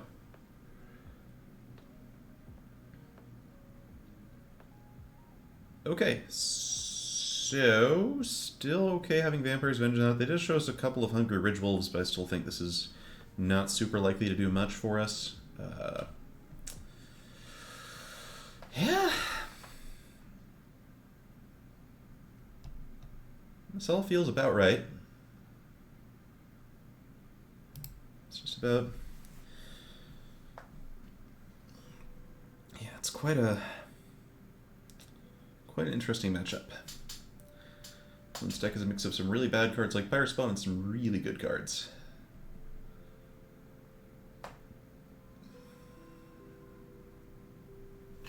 That's not going to work. That one's better.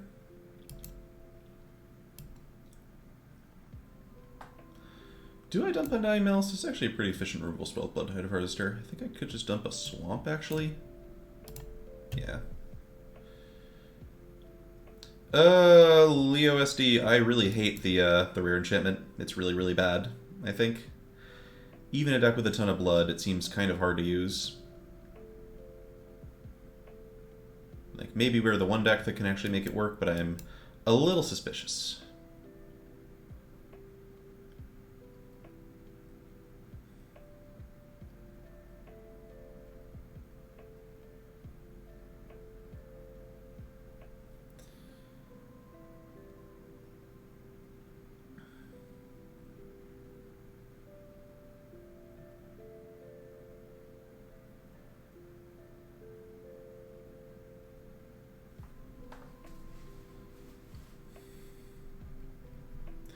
Come on, opponent. We both have to get through our matches here.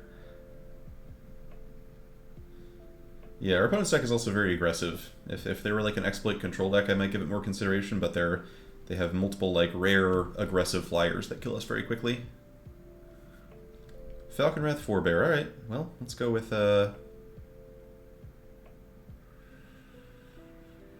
So, we've got some options. I think we just hit them and play Fearful Villager. I think we are not going to worry about trying to kill this and letting them just bring it back with blood tokens. That doesn't seem like a winning strategy.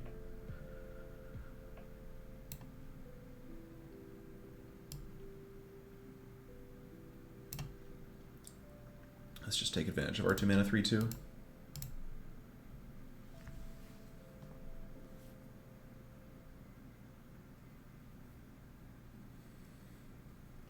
Yeah, man, leggings. That was deeply amusing. All right. I think I'm gonna use my 1-time in this match right here. I'm gonna use my 1-time and say, just give me a forest 1-time, please.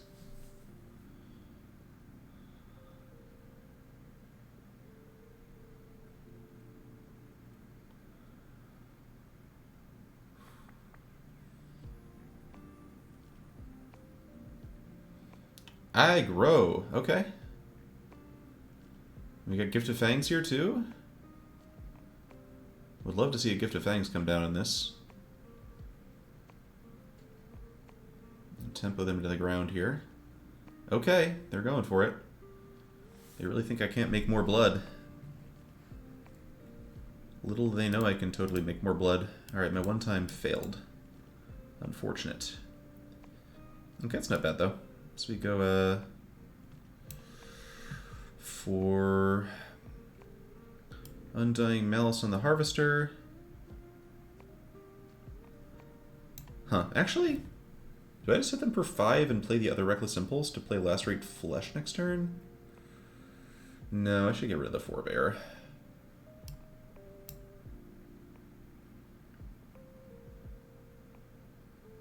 So we do this.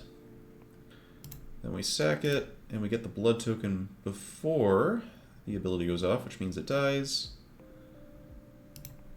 And we hit them with Villager. Our opponent doesn't know whether we have lands or not, so they don't know that we can't play this Lacerate Flesh right now. If we really want to, we can also rummage with blood and try to hit the land for Lacerate Flesh, possibly discarding this, because it's like fairly unlikely that we're actually going to get to cast it anyway. Because if our opponent's play is like a ground blocker, I would really like to be able to kill it and get in for 6. That is an interesting start to this turn. What is going on with them?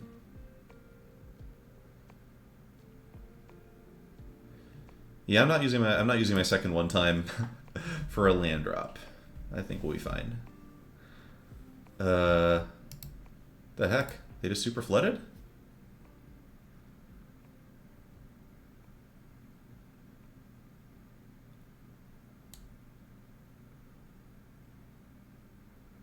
Opponent, that's not how the red-black blood decks are supposed to work. Carl, you should save yours too. Come on.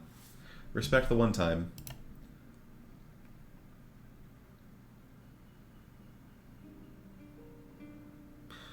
Alright, well if they're not going to play anything, then I guess we don't have to be using these blood tokens.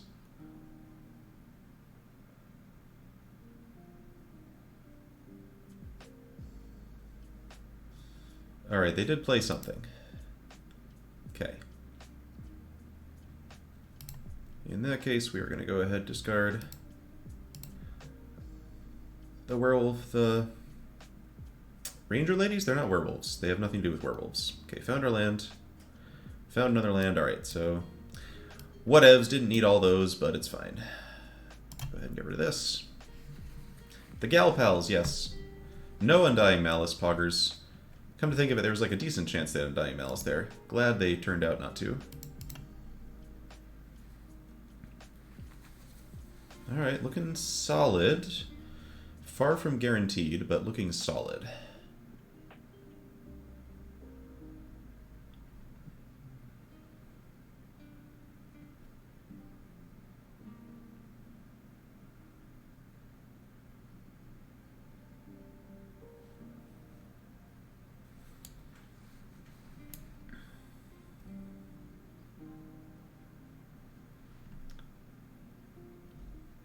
It's going to be Pyre Spawn.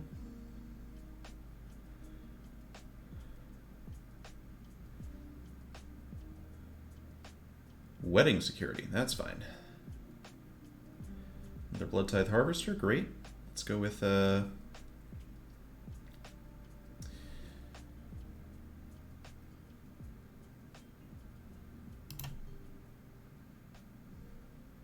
they don't have Malice here. But they didn't have it last turn.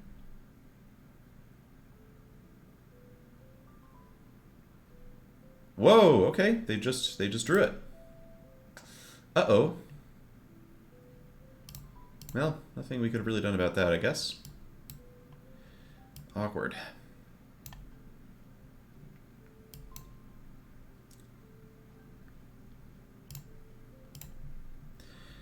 Okay, we'll see. This is going to come down to the wire, honestly. So they can attack with Forebear Wedding Security, sack a blood.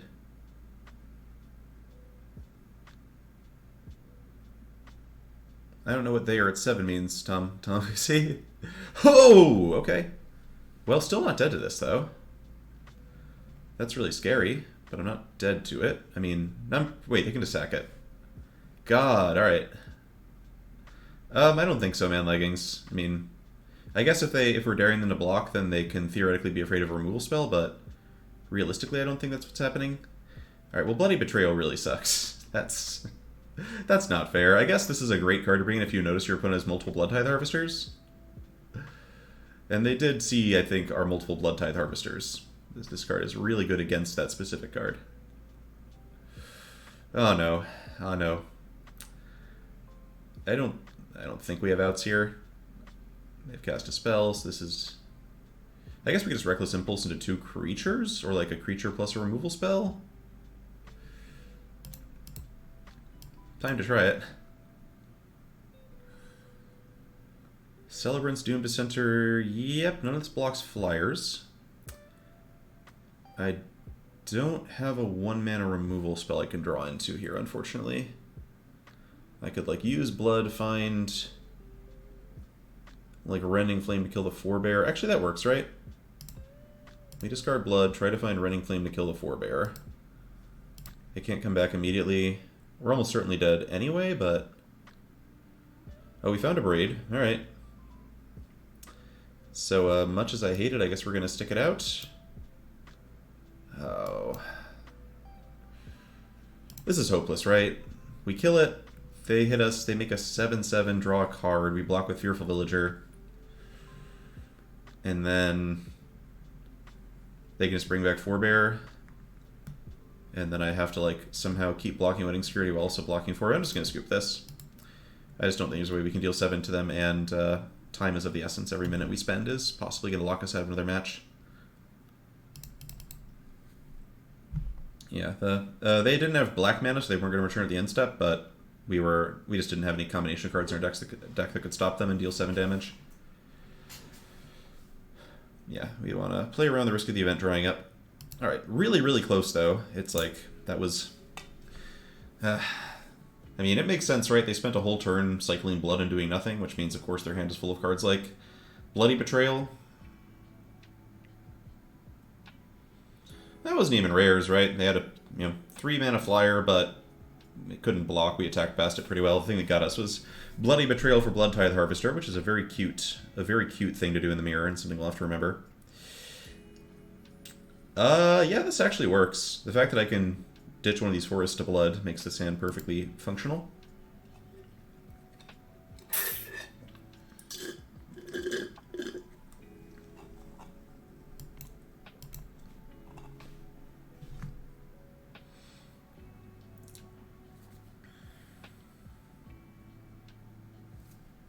Hello, girls. How you doing?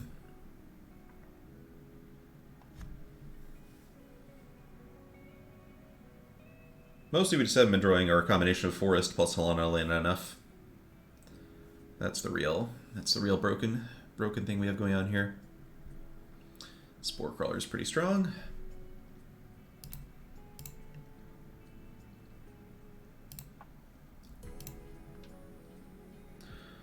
Undying Malice, not bad. Am I going to attack?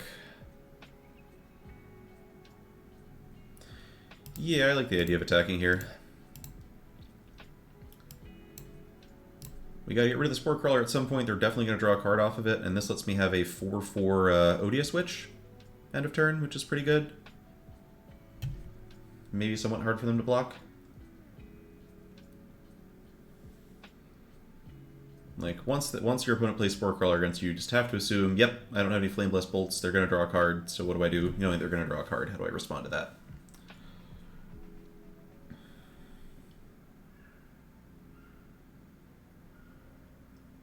Okay, so Mountain lets me just abrade that. Where do I display Helena? I just play Helena, what am I talking about? Helena! No attacks.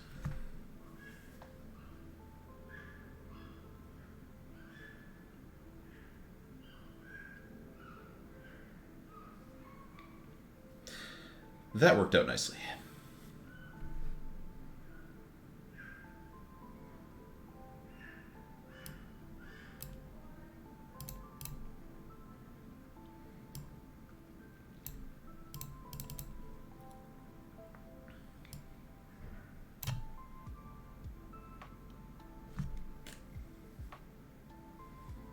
There is a world where you could play Bloodtithe Harvester there, and the theory that maybe next turn we want to sack it and then use Bloodfountain and get both our creatures back, but we'll only have one blood token, so the odds that our opponent plays out like a 2 toughness creature that we can kill are not that high.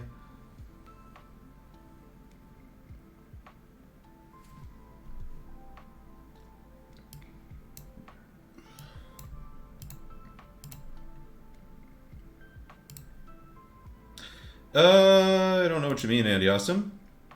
White is... I mean, blue is the worst color, but white is better than green.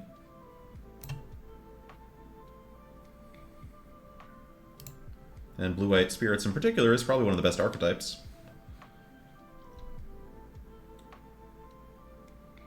Yeah. Are you saying that... Are you playing in the day 2, Andy? Because we played against the blue-white deck in round 2.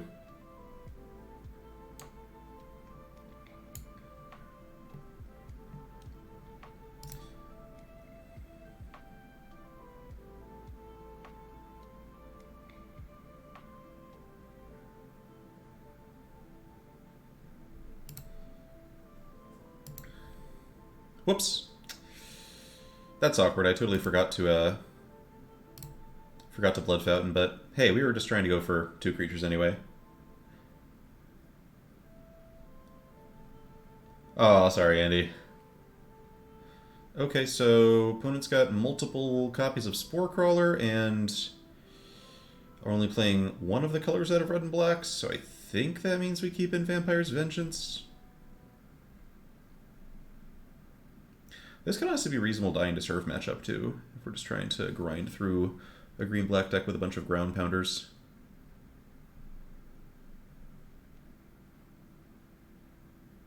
It's honestly kind of close.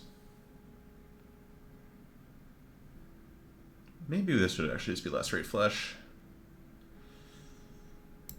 Let's see, we saw multiple Spore Crawlers. We didn't see any other creatures in particular. It's like hard to tell what's going on. We can expect largely a lot of bigger things.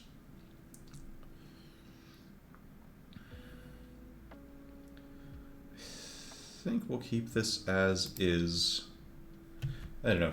This could be the example of a matchup where Dying to Serve is actually a bit better since we're not expecting flyers, and they don't seem super aggressive, and they have a bunch of like 3/2s that are good to trade off against zombies. This hand looks great.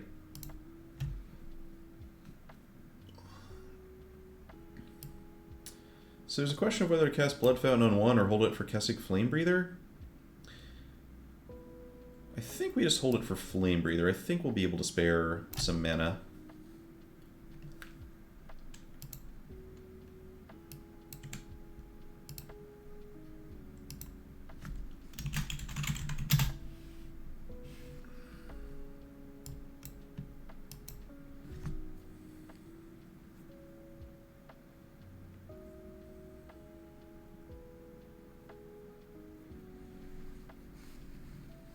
Alright, Child of the Pack looks awesome. Let's go with, I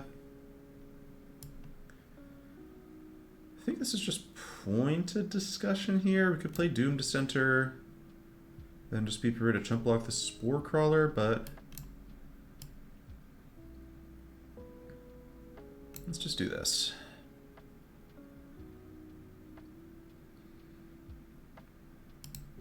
Bloodpale Celebrant's really nice to have against Spore Crawler. I might actually do that plus Doom Dissenter next turn, because Trial of the Pack might open us up a little bit too much to a single removal spell. See what else our opponent has going on, though. Dig Up. That's frightening. I would say that I am concerned about that. Now let's just go Child of the Pack. Blocks well. If they decide to kill, at least it takes their turn. The possible thing they dug up was just Hero's Downfall, and they were worried about Helena and Elena.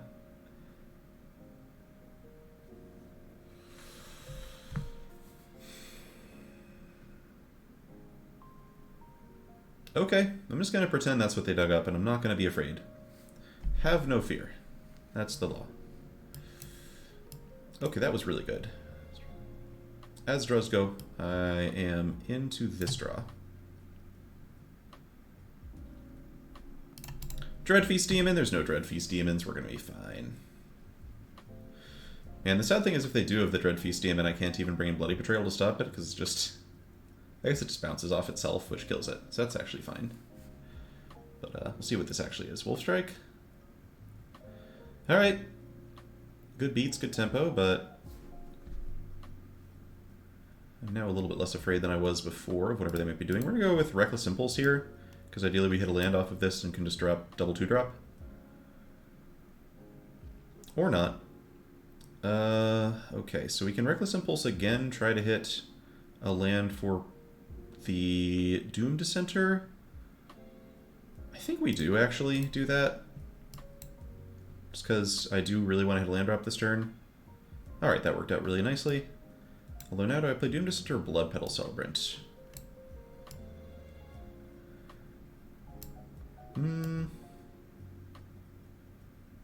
Let's go with Celebrant.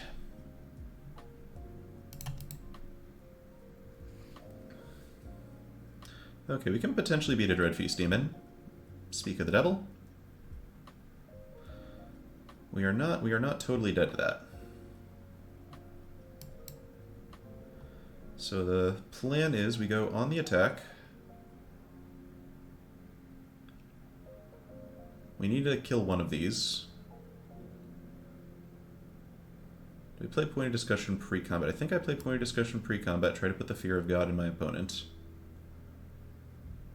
Yeah, Volcron, it's just decent. It's not outstanding. We are pretty unlikely to cash with it, I think. So we Pointed Discussion, make our opponent wonder what could he possibly have.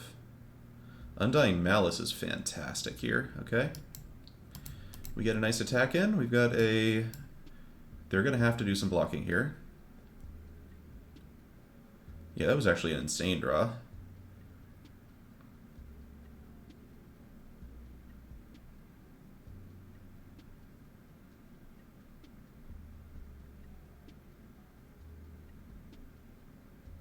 Oh, sorry, Volcron. Yeah. No blocking is awfully spooky because they just die literally to Sure Strike.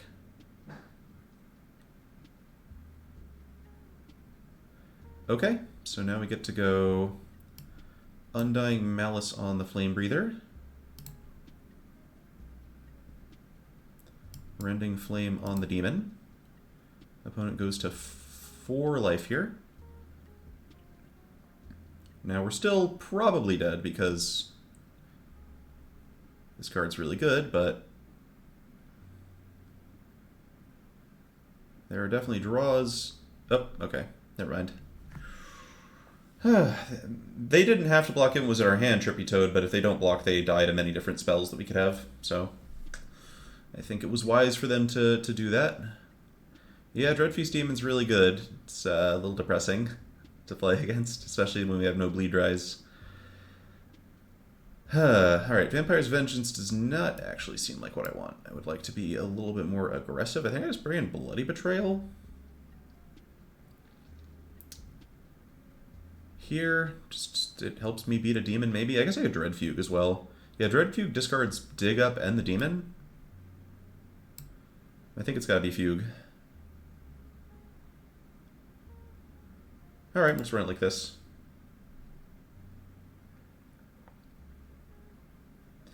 Alright, on the play.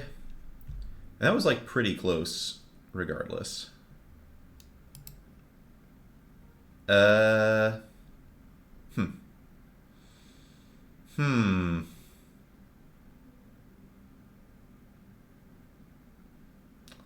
It's really frickin' close, honestly. If we can stop the Demon, Blood Fountain does an incredible long game against them, given what we've seen out of their deck.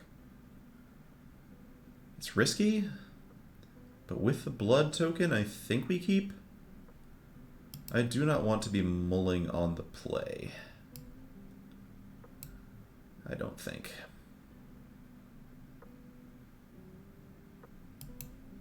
But this could be where the run ends, which is fine. This deck felt like a, you know, forgiving that we're playing against other players in the Arena Open, this deck felt like a, you know, 2-1 style of deck.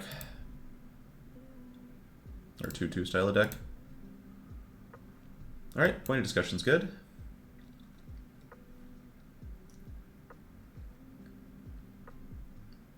And hey, if we flop out here, maybe I can play some Storybook Brawl for anybody who wants to watch that. Mulch. Okay, hit some lands, a Persistent Thingamajig, and a Flourishing Hunter in the graveyard. I forget if we've seen Blood Fountain from them. I don't think we have. Alright, could really use a creature at some point. Scorp, why would I play Dread Fugue there? If the card I'm trying to stop is a 7-drop, you want to give your opponent as many chances as possible to draw it, especially since they haven't even cast Dig Up yet. Like, they also have a tutor that's 4 mana, and maybe finding their demon. And I mean, the whole... the thing we're trying to do here is find a creature so we can play a creature and actually apply pressure to our opponent.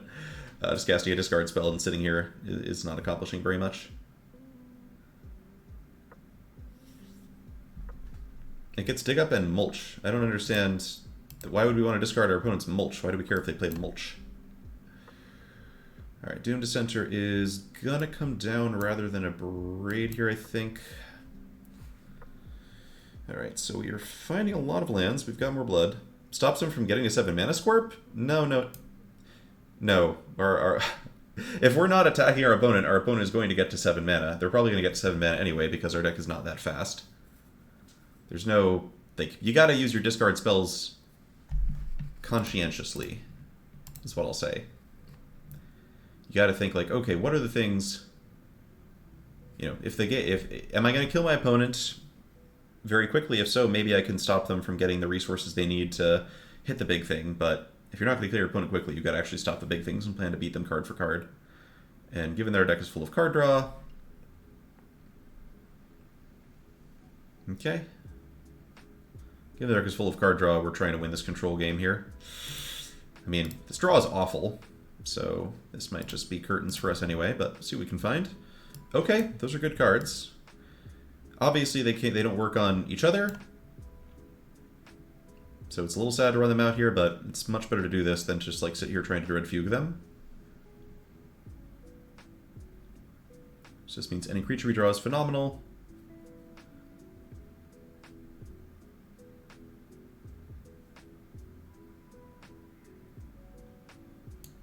And if they kill these, we can just get back them, Doom Dissenter, play Doom Dissenter.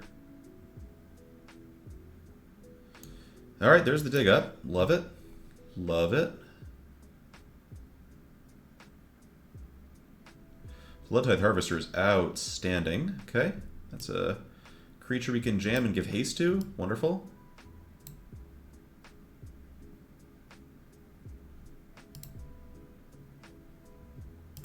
And we're going to attack first, in case our opponent feels like chump blocking, and drawing one more card so you have a chance to hit the demon. Okay, now we just go for the Fugue. No demons for you, my friend. Wow. Up on Spore Crawler Tribal over there. Fun. So yeah, that's how you use the Dread Fugue. You wait, and you hit them when they're going to do the thing. Now, Triple Spore Crawler is still going to be annoying to get through, but with Blood Fountain and the Gal Pals just kind of grinding out infinite value, I feel pretty good about where we're at. Although, of course, they could have some way to get the demon back, so it's far from over.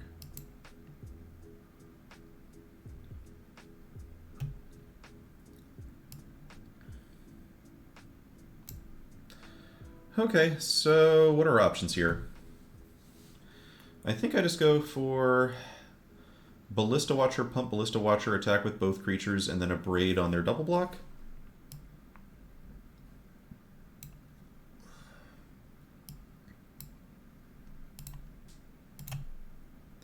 They're very likely to double block something here. At which point a Braid gives them the business.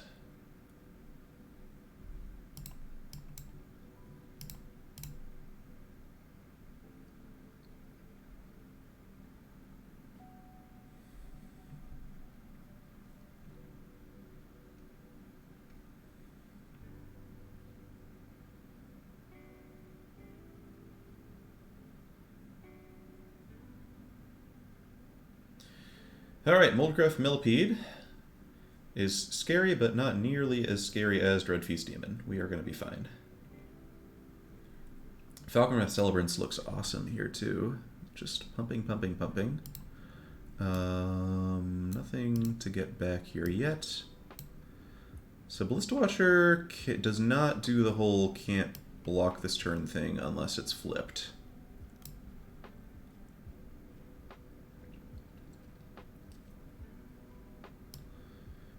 But what I can actually do is... Yeah, I think I like this play. They might have Hero's Downfall, which would make this really awkward, though. I was thinking we could Harvester the Spore Crawler and then put counters on the Celebrants and hit our opponent for 6 with Menace, but Hero's Downfall would make that play really embarrassing. So I don't think I want to do that. What I could do, actually, is just attack with Ballista Watcher and Celebrants, and then just use Harvester post-combat to kill the Millipede. That play I think I like. They could kill my Harvester after this attack, but they still take 6 off of Celebrants, even if they do that, which I think is fine.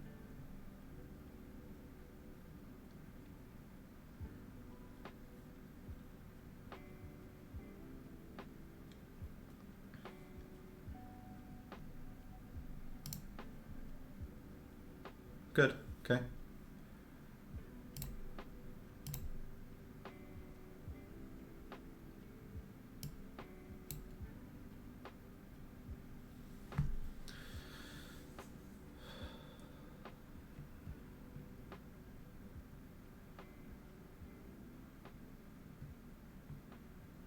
Right, Scavenger a little annoying because it makes Blood Fountain a bit worse, but we're still getting 2 cards off of the Blood Fountain.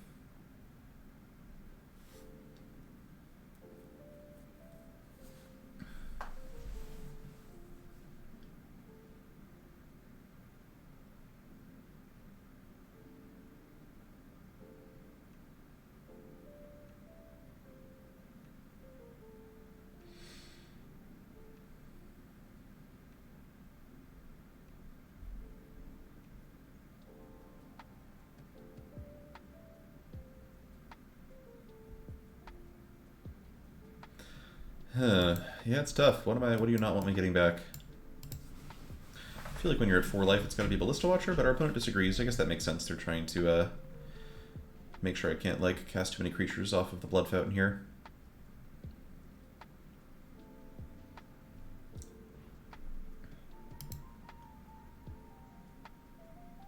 So now what? Celebrants can get double blocked and killed by Scavenger. I think that's fine. Let's go with, let's just go Blood Petal Celebrant, put counters on the Celebrant. Making it Night is maybe better than the 2-1. I don't... Are you talking about, like, not attacking last turn and just, like, making it Night for the Ballista Watcher? That's possible. It's not crazy.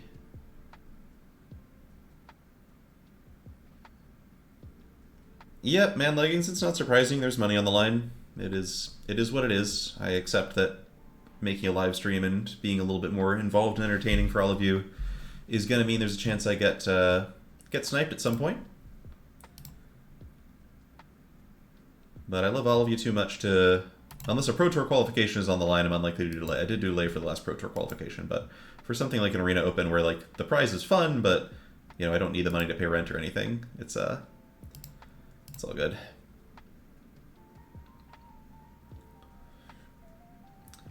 Yeah, the lack of a card like Rotten Reunion definitely makes Blood Fountain feel a bit better. Actually, that was not a good play, right? Here, there was no reason to do that at sorcery speed, because now if they have a discard spell, I can just discard my cards again, which is embarrassing. That was actually pretty bad. I was just like enjoying myself too much, got carried away in the magic of the moment.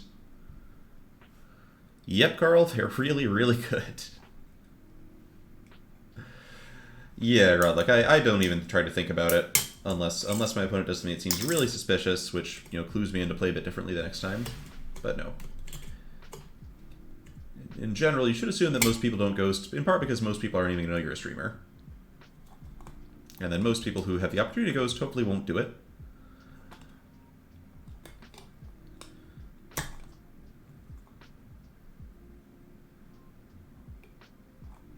Yeah, definitely worth a splash. I've the blood really just like smooths the whole deck out really nicely.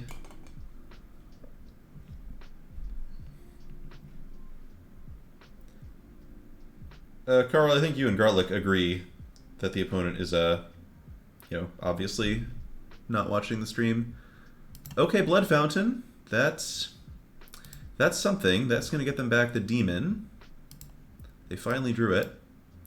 They can get back, like, Demon Scavenger to stay alive.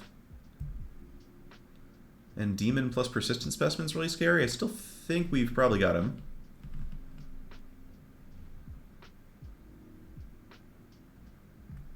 Yeah, that helps too. Although I feel like if you enter, like, Little Beep Twitch or Little Beep Stream or something like that, it's got to be pretty likely that you come across me, right?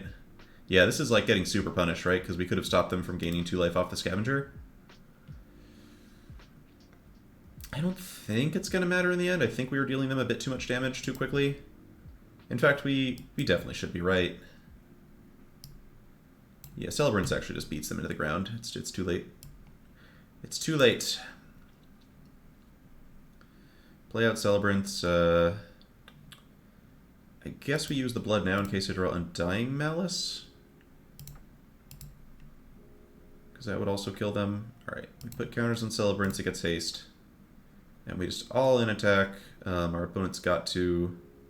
I guess they could block Halana and Elena, let Celebrance through, block Blood Petal Celebrant, go to 1. But they're just dead to Ballista Watcher.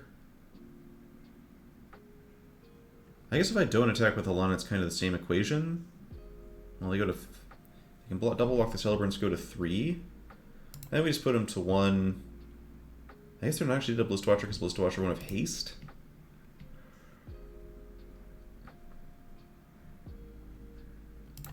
Is this just the play? Put them to 4. We wipe out 2 of their creatures. They can play Dreadfeast Demon. If they have a land, they can bring back Specimen, make 2 6/6 flyers. But they're at 4, which means I just play Ballista Watcher, and they're still 1 off of lethal with that? Gosh, this is really close.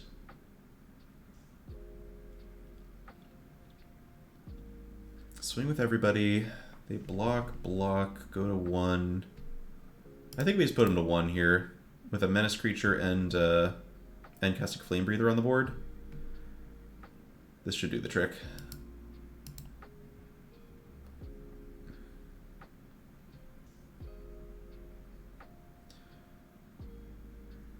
But yeah, if we had used the Blood Fountain differently, they would be dead already. I do like the situation of dead to Flame Breather. That sounds great to me as well. Oh yeah, they have First Strike, right? What a card. Alright, opposite 1, they can make 3 blockers, but we have a virtual 4 attackers. Even if they like Hero's Downfall, the Celebrants, play Dreadfeast Demon, they're toast. Yeah, that's it. That's it. Good stuff.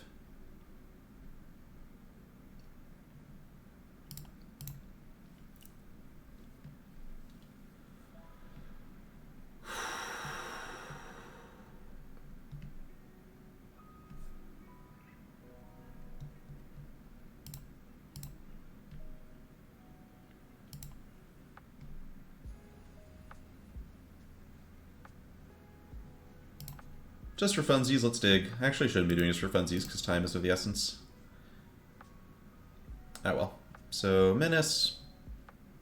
No lifelink on their side. This doesn't have lifelink as well. Great. Okay, they're dead.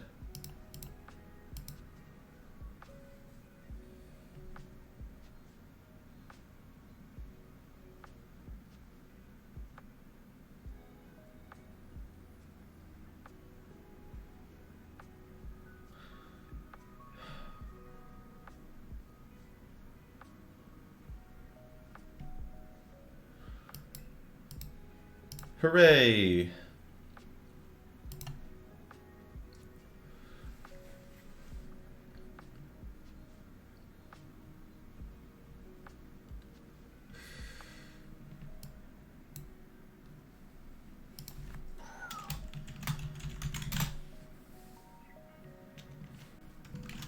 Yep. No, I know, Squirt. I'm not worried about people thinking I might not be right. I'm always happy to explain things, but yeah. I mean, spend your mana is not a bad heuristic. Like, but yeah, if you're trying to,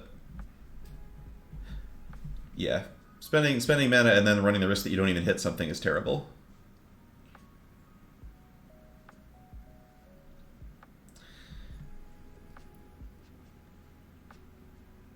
Huh.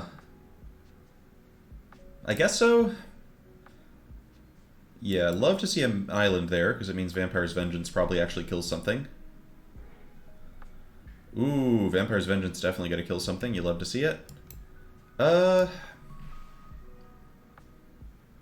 guess I don't mind playing out to center here. It's not like a huge deal if this dies to Vengeance. Please just play some other thing that I can kill. Opponent, I would appreciate it. Thank you very much. Oh my goodness. Oh my goodness. Oh my goodness. Value. Time to change my record also. No, they're coming back. How depressing.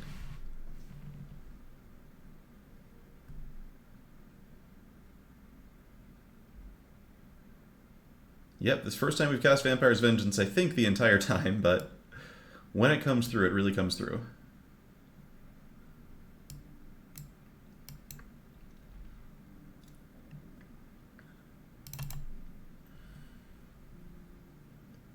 Vampire's Vengeance band leggings? I mean, you play it in Vampires. There are 4 copies of that card in my Vampire sideboard in Standard. The Stormchaser Drake? Stormchaser Drake is like a historic staple now, isn't it? I'm pretty sure Stormchaser Drake is just a historic staple.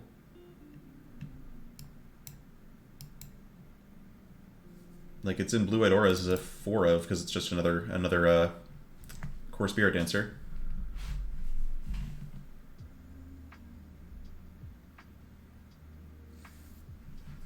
Yep, card draw. Card draw is the way to do the curve thing, for sure. Found a forest too. Tasty, tasty.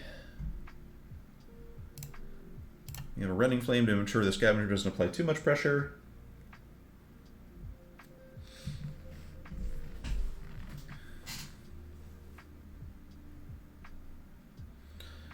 That one's fine. That one, wow. 3 copies of Stormchaser Drake. Very interesting. What am I doing now? I'm going to see what's going on the top of my deck first.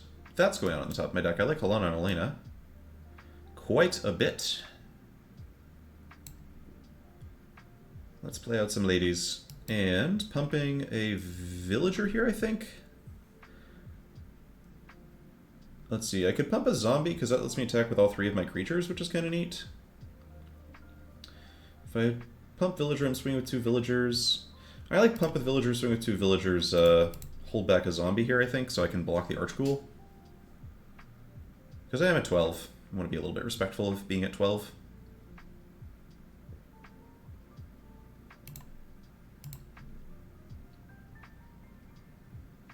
Alright, and we're just going to take down Archghoul here. I think they're blue-black, so this card actually has a solid chance of drawing them a bunch of cards.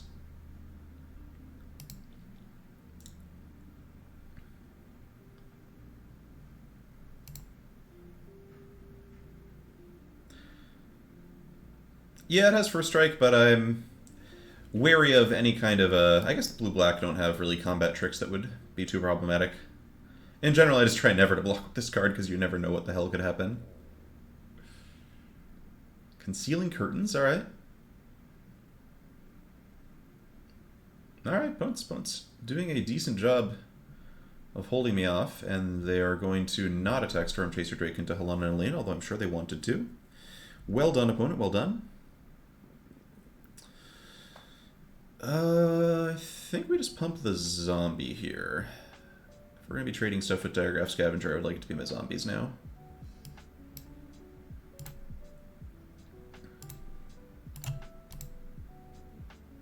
We have drawn a lot of cards this game.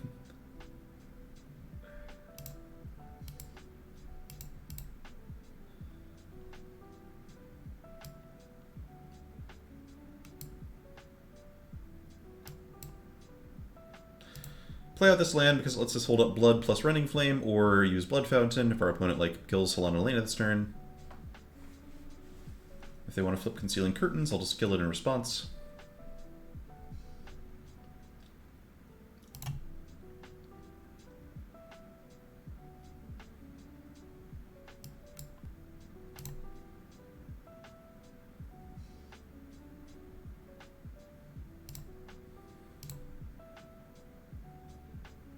It's possible that killing a Scavenger was correct there, because I don't really mind the 3-4 menace as much as I do the Death Toucher, but it's kind of a moot point. Alright, well, we won't always have games where you just Vampire's Vengeance them that way, but we're definitely keeping in Vampire's Vengeance. Notable with double Diagraph Scavenger, it's a little bit hard to get stuff back from the graveyard, but I still think Blood Fountain's good enough. It's just a really solid card. So I don't think we're actually going to be doing any sideboarding here.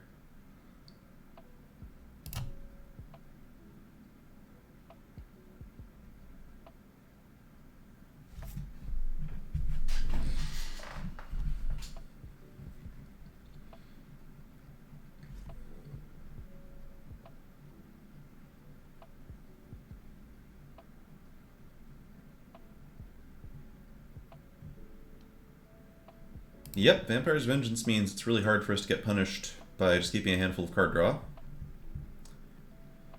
And in general, it seems really hard for our opponent to avoid being 2-for-1 by Vampire's Vengeance if they have any kind of curve. Probably should have played Mountain there so we're not accidentally revealing the Undying Malice. So that's an oops.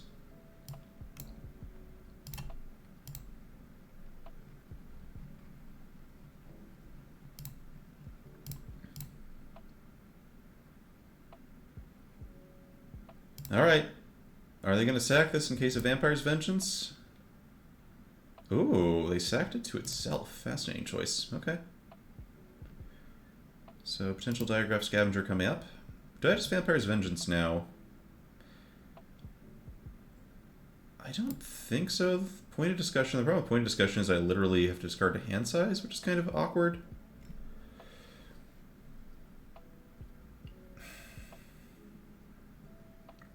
But they have so many Stormchaser Drakes in their deck. I'm gonna try this. I can discard hand size, it's fine. Alright.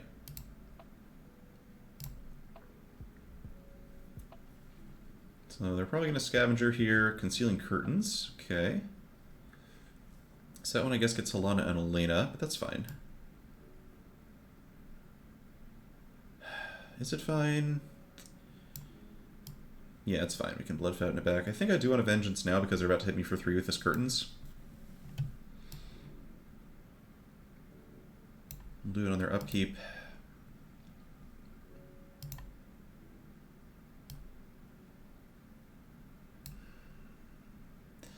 Right. We take 5 off of Curtains plus Drake if I don't Vengeance.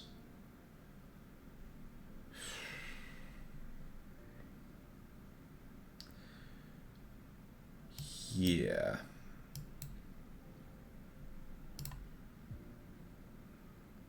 It's a little awkward if they have more copies of the card, but whatever. Maybe should have thought harder about that. I'm not sure that was the right play.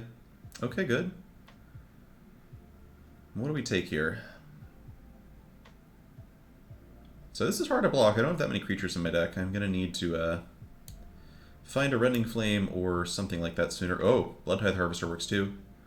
That sucks for our opponent. They took out they took out the creature they could see and we drew a much better creature. That also lets me Reckless Impulse and hold up Undying Malice, which is what I'm going to do this turn. Because we can display the other land next turn. They know about the Undying Malice, of course.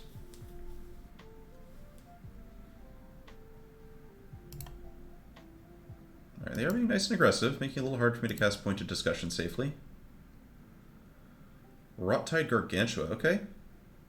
Solid stuff. Lantern Bearer going to the graveyard is actually really scary. So we gotta protect Harvester here. Oh, yeah, that's rough. Oh, wait, we could have responded to the ability, right? We could have responded to the ability. I'm so dumb. Alright. That makes things much harder. Actually, leaving Lantern Bearer in play seems kind of good for me, now that I think about it.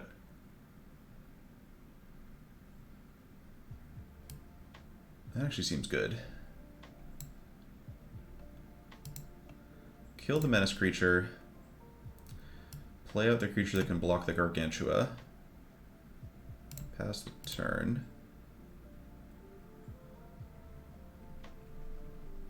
I mean, once they use the exploit ability, does the sacrifice a creature thing go on the stack? That's tough.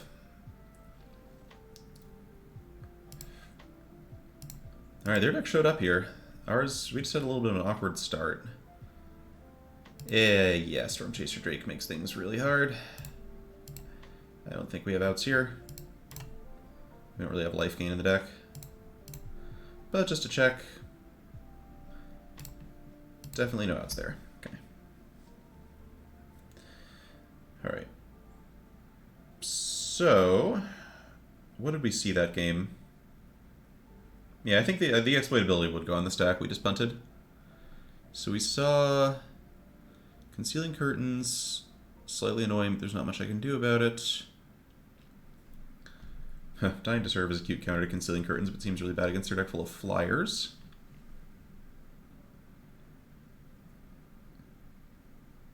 Yeah, pretty into what we had before. It's just... yeah, it'll be interesting.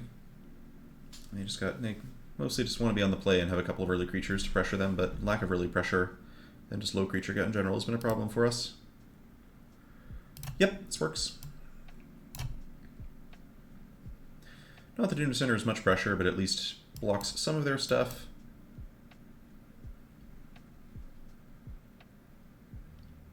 No Stormchaser Drake is fantastic, so is a second point of discussion in case they syncopate the first one. Nice. Rending Flame's also great. Siege Resistance totally fine.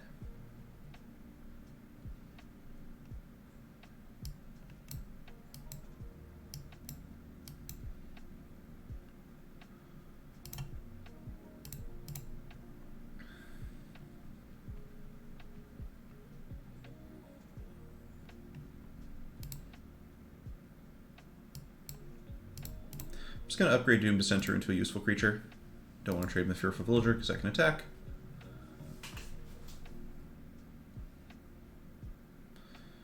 Repo Scab, sure.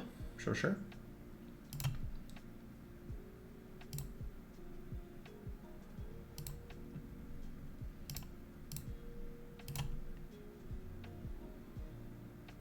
Fountain's pretty solid. Let's go with... I think I just like Pointed Discussion, Blood Petal Celebrant, pass? No, I like attacking here. I'll be on the aggressive side.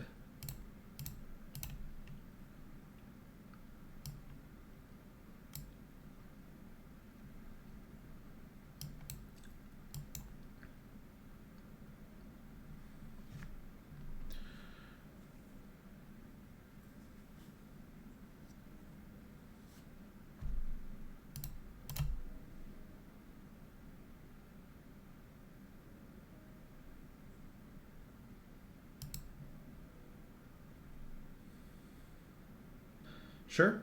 That's just a regular old 5-4, don't care too much about it. Alright, now we can just like wipe out their whole side, which sounds great. Am I doing that or am I playing Ragged Recluse this turn? We definitely running Flame the Gargantua. Then do I also Abrade or play Recluse?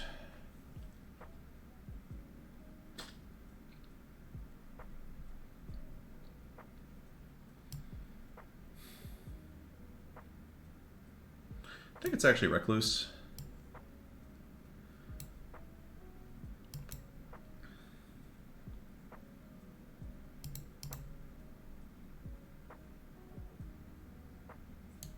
Prefer to leave my opponent with less information when they're trying to figure out what to do here. Okay, make the attack, and then what? Scavenger? Another Rot-Tide. That's fine. Ballista Watcher's a nice draw. We got one creature in the graveyard at the moment.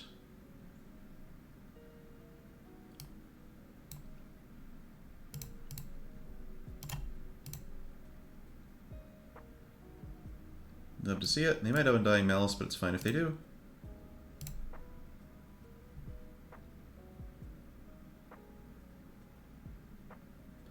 Alright, there it is.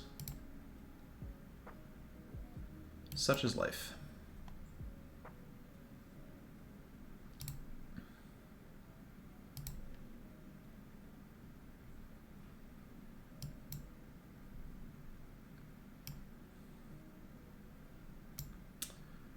There's a world where I discard the swamp, but I don't think we live in that world. Flipping over Recluse could have been kind of nice there. Maybe I was too aggressive there. Hard to predict the Undying Malice, though.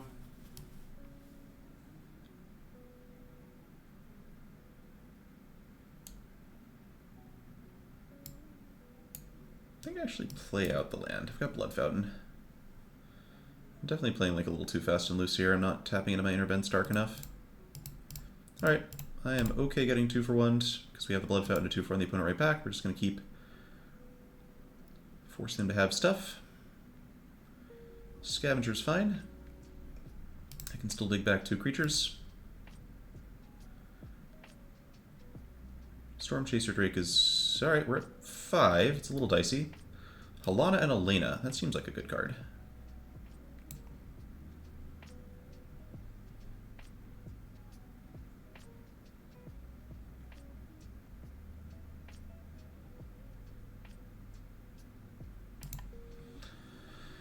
Alright, let's see if our opponent has the kill spell. Because right now we've stabilized the board.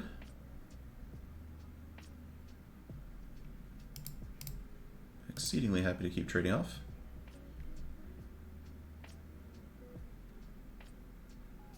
Okay, looking stable, looking stable.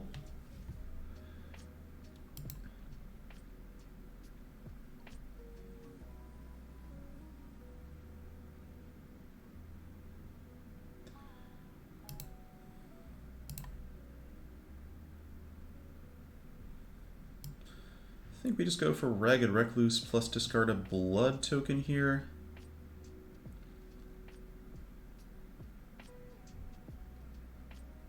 Start having the ability to gain some life back. Seems nice.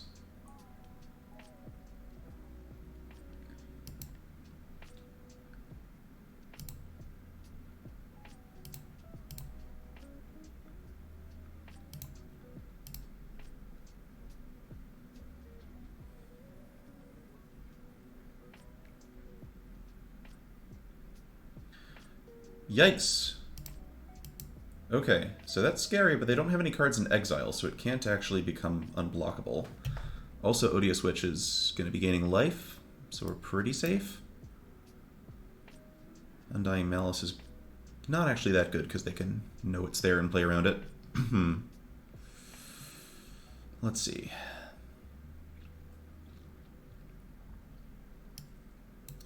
Lands are always free.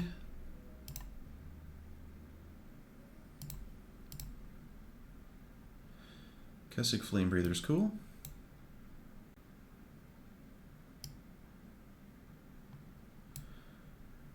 Don't want to play out Fearful Villager here. I just want to put counters on. Actually, I do want to put counters on Villager, right, and attack with Odious Witch.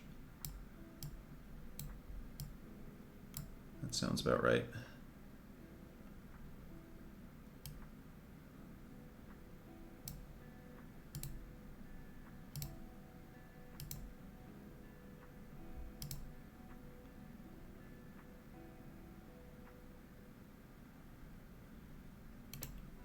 Okay, looking good, looking good. One more creature that can block. Persistent Specimen doesn't do anything.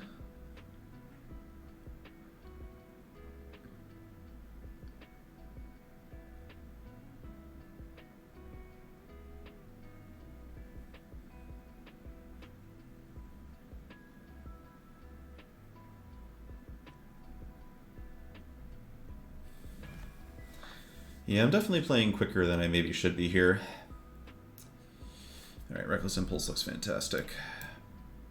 Especially with Flame Breather out. Ping. Why, look at that.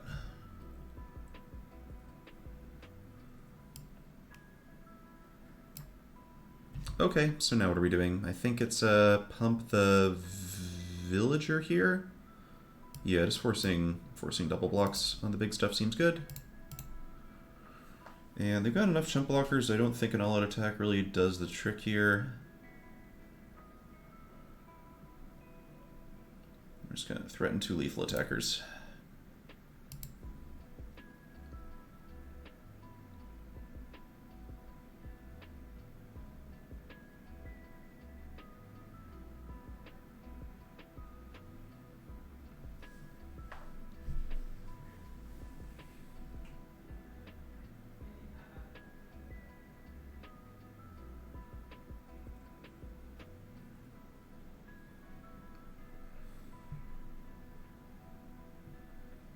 Okay, I like getting to keep the Archghoul alive.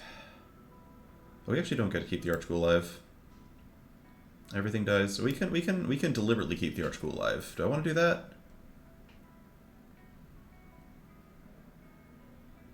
Yeah, you might be right, Andy. You might be right. Maybe I'm being silly. Yeah, mostly just speed running this, but of course giving them extra turn is also a problem. Alright, so everything dies no matter what I do. I can deliberately leave the Archghoul alive, but I don't think that makes any sense.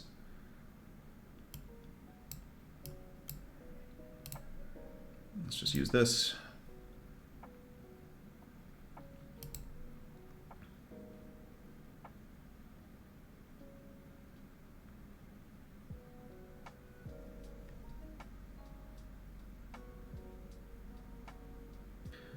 Should be at a very safe 7 with our opponent having nothing exiled. They mill Screaming Swarm. We're at 12 cards in library. That's not a thing. Mill Lantern Bearer, but I have Halana and Elena, and I'm also at 7. We did know about Lantern Bearer in their deck. That's definitely a card to keep in mind.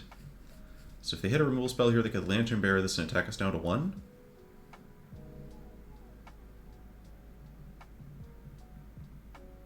But it's not going to happen, so we got there. Not perfectly tight play, but I'm trying to move quickly. Okay, need to hit the bathroom. Be right back, chat. Don't go anywhere.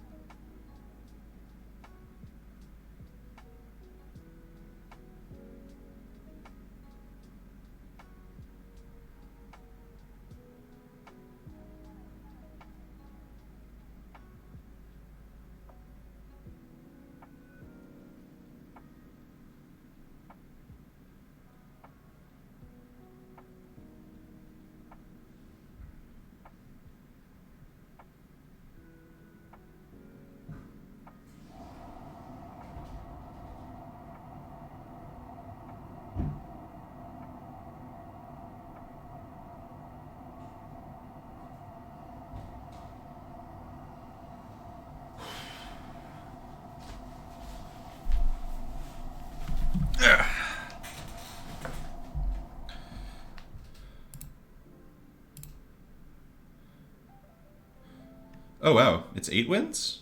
Whoa! Alright. Special bonus win number. I like that. Alright, hopefully this queue time won't be too long. Good, good, good, good. Not at all long queue times. Honestly, much shorter than the queue times for the typical Crimson Vow draft. Alright, gotta dial in and try and play real tight here. We're getting to the bigger ones.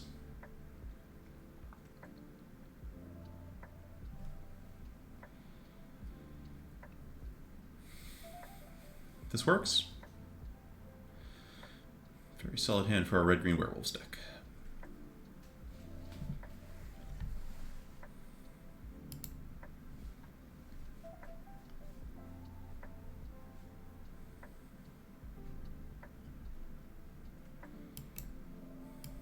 Love seeing a swamp. How many wins is the break-even point, Joe? I'm not sure. It's probably a right about now, I would think. Alright, so we could hold up a Braid and try to kill their 3-drop, or I could play Blood Fountain. And then just, like, cycle the land here. I think it's Blood Fountain. Reason being, I'm not... that, like... They are pretty likely to play something I could kill with a Braid here, but... I can just do it on my turn, since I don't really have anything set up to do right now anyway.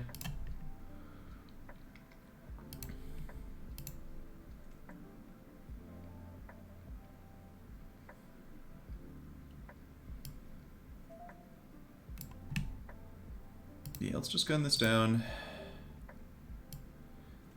Lay out second mountain. Prep for Ballista Watcher.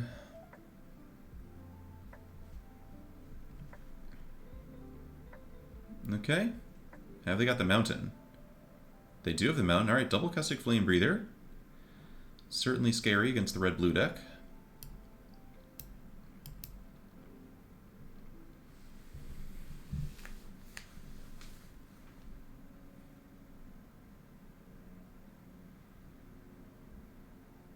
There's Geist here.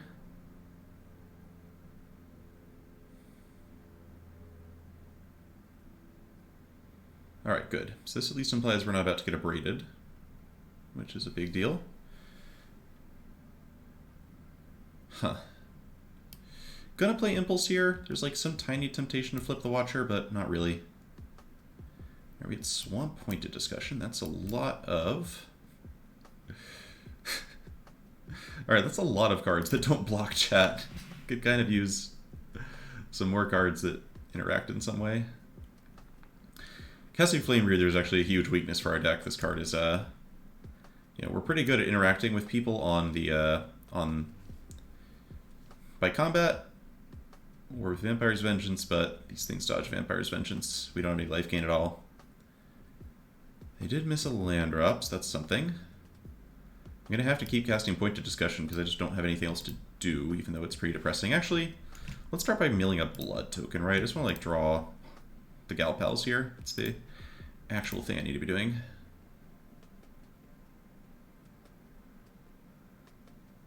Jesus. Alright, that's a lot of Pointed Discussions.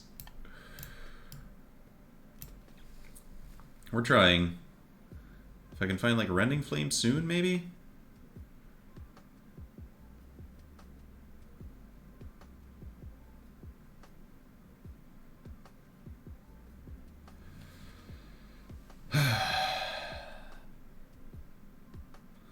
Geistlight Snare, okay. Got me, I guess. Wait. Oh, they control enchantment, that's right. Okay.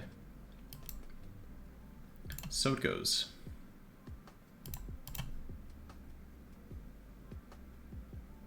Yeah, we're probably not beating these.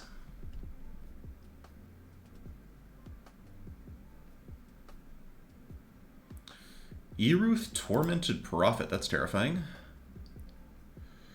That is, that seems really good with Caustic Flame Breathers. Okay, we're gonna need to find that Rending Flame right the hell now. Yeah, they seem to have built their deck well around Caustic Flame Breather. Much as I did, but more so. Yeah, I don't really know what the plan is supposed to be here, especially with Even more lands off the top. Yeah, this was just way too many lands. Alright, well, at least Aruth is going to show us a little bit about what their deck had in it. This is silly, right? I should be actually using this blood token to try and hit Rending Flame, but whatever. I think the extra information off of Aruth might be more valuable than whatever tiny chance we still had to win this one. 2 mountains. Okay. Third Flame Breather. Yep. This is going to be really difficult. We're going to need to maybe radically transform what the deck looks like to have a chance.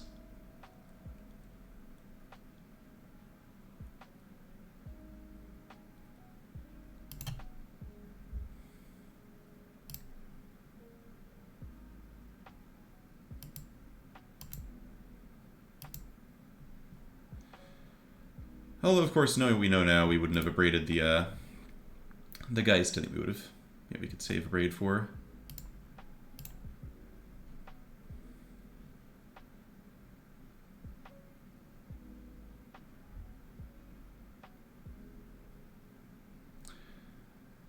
Okay, in the interest of time, against 3 Flame Breathers with no removal and no card draw, I'm gonna scoop this one up.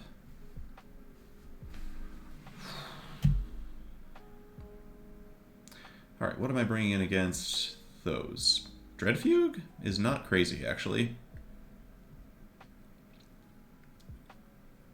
And I think I like Lacerate Flesh more than Vengeance. We saw one card this can kill, but a lot of cards it doesn't kill. Definitely want Lacerate Flesh. Am I going to cut something like... Do I cut a Pointed Discussion, actually? It's a lot of damage just that I'm dealing to myself against the burn deck. Could also cut Blood Petal Celebrant because it's incredibly embarrassing against the Flame Breathers.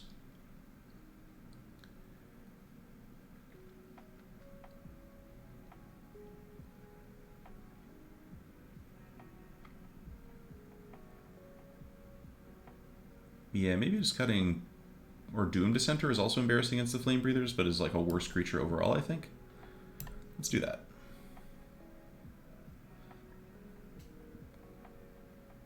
Alright. In we go. Arashka, why would I want to play Bloody Betrayal? That doesn't help me kill their creatures, or really do much to them. Stealing a 1/3 for a turn isn't going to help very much.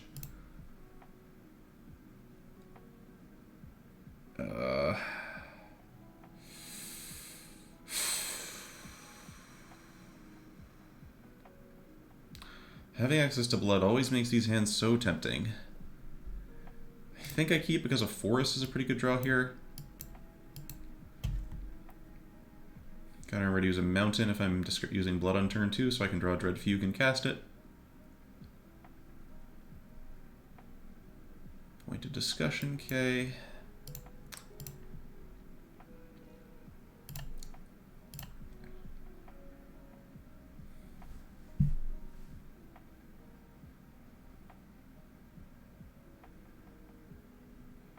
Oh no. Oh no. Oh no. No. I can't block the cat. I can't block the cat, chat. I don't have any creatures in my deck, chat. How am I supposed to beat a Mischievous Catgeist? I don't think I've ever seen anyone cast this card in draft before. Holy fuck. I'm so fucked. How do I beat a Mischievous Catgeist? This also seems pretty good, but, alright, Bloodtithe Harvester at least does something, I guess. Do I play this Hold Up Malice? No, I play Impulse by distracting it with String. Alright. Oh, found a Flame Breather. Alright, let's just do that then, I guess? Oh, Lord have mercy. Yeah, it's Flame Breather here. The next turn I can go Child of the Pack plus Hold Up Malice. I just need my opponent to not kill this Flame Breather for a turn, please? Pretty please? Okay. Pretty please? Have a heart?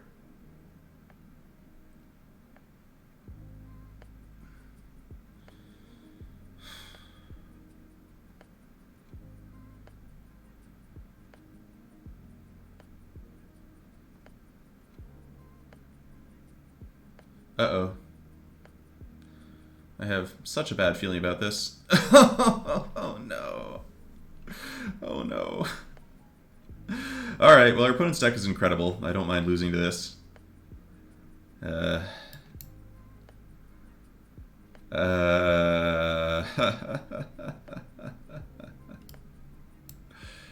Playing Falconrat Celebrants because it can actually attack really well, unlike Child of the Pack, which also gets blocked by frickin' Kessig Flamebreather. Jeez, not a single Gluttonous Guest in my deck, huh?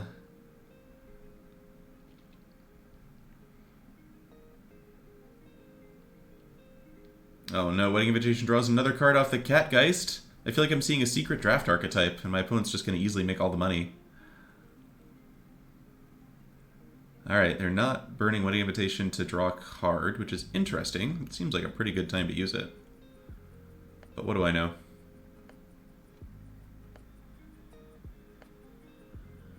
So unbelievably dead. I want to draft this deck now, though. This looks like fun. Lantern of the Lost. Yeah, we're just hardcore devoted to cycling here, I guess. Alright, so Vampire's Vengeance, I boarded out. Would have been really good here, actually.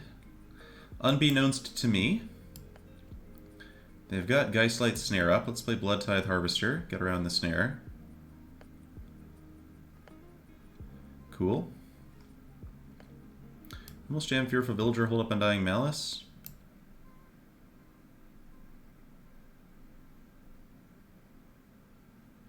There's the snare, okay. Going to 8. I'm going to have to attack with Celebrants here. Obviously, it runs the risk of them killing Harvester and beating me down with Catgeist, but we're not going to win the game if we don't attack our opponent. Ergo, because we would like to win the game, we're going to have to attack our opponent. Yeah, opponent's obviously got lots of Flame Breathers. That's the reason you do this. And our hand just turned out really bad, right? There's a world where we can just like block that Catgeist on turn 2, and it's fine. Alright, now they're going to get their card.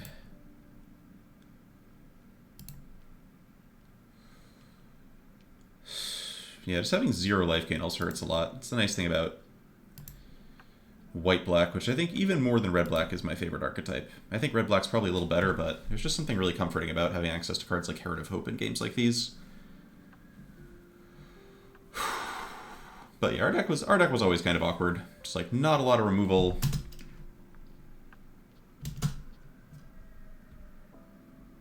A lot of card draw just kind of sitting around and that you're hoping can accomplish something.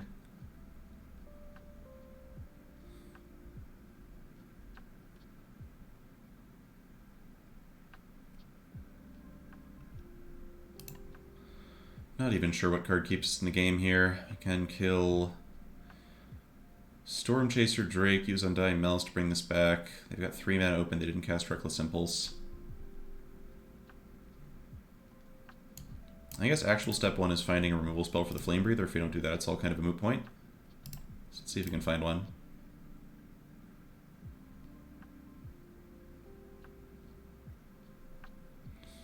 No, huh? One more shot. Impulse is a sorcery, but they hit it off of Wandering Mind, so they could have cast it. So then they didn't, which implies they have something else to do. Okay, we can still draw a Braid.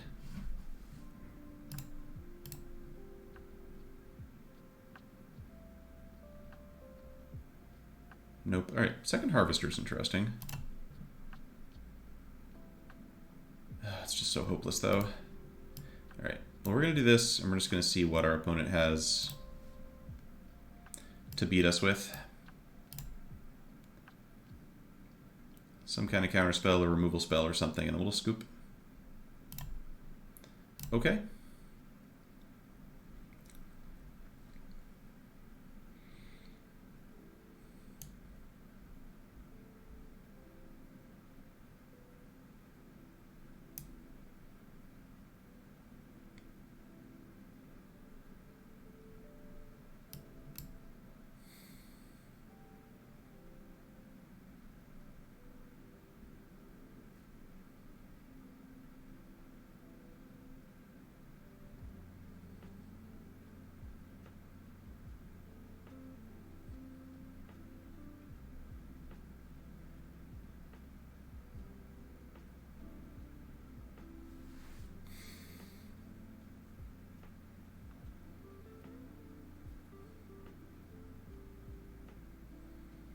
Alright, I think we actually do make the attack here. We're going to 3 off of Wandering Mind, 2 off of Reckless Impulse. If we attack, they can deal us 1 damage for sure. But I'm trying to think if there's any way we win aside from all of their cards being lands or like slow creatures. And again, I just don't think holding back Celebrants is... Actually, yeah. I think we do. We do have to not trade 4 damage for 1 here. But extremely likely to be dead. Lambholt Raconteur, that'll do the trick. Well, let's see what they hit off of this, just for fun. Alright, opponent's deck was like an insanely cool theme deck. I really dug it. I guess I technically get to kill Flamebreather Raconteur here. So maybe we can hold it for another turn, maybe draw Helena and Elena. No such luck. Alright, so we go... we're actually dead, right? Yeah, I just give up here. Okay. Alright, that's the arena open. Could have discarded some cards looking for removal for Wandering Mind and killed both of these, but our opponent just has 6 cards over there. I'm at 1 life against their deck that has several Kessig Flame Breathers. And I do have other things to do today, so I might as well get along to those. Alright, fun open, fun open. I think our deck deserved about 4 wins there. We get 10,000 gems, so we profited on the weekend. Not bad. And yeah, I love these Draft Arena opens. If they ran these every weekend, I would play in quite a lot of them. And if y'all are still playing out your matches and watching the stream at the same time for some reason, then good luck. See if anyone's still playing who we can raid.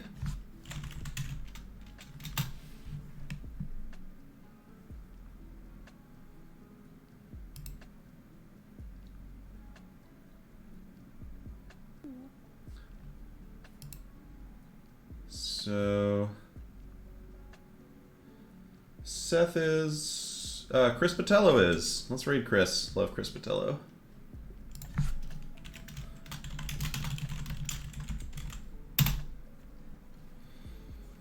Alright, see y'all. Have a great rest of your weekend, and should definitely be streaming sometime this week for something. So I hope to see you there.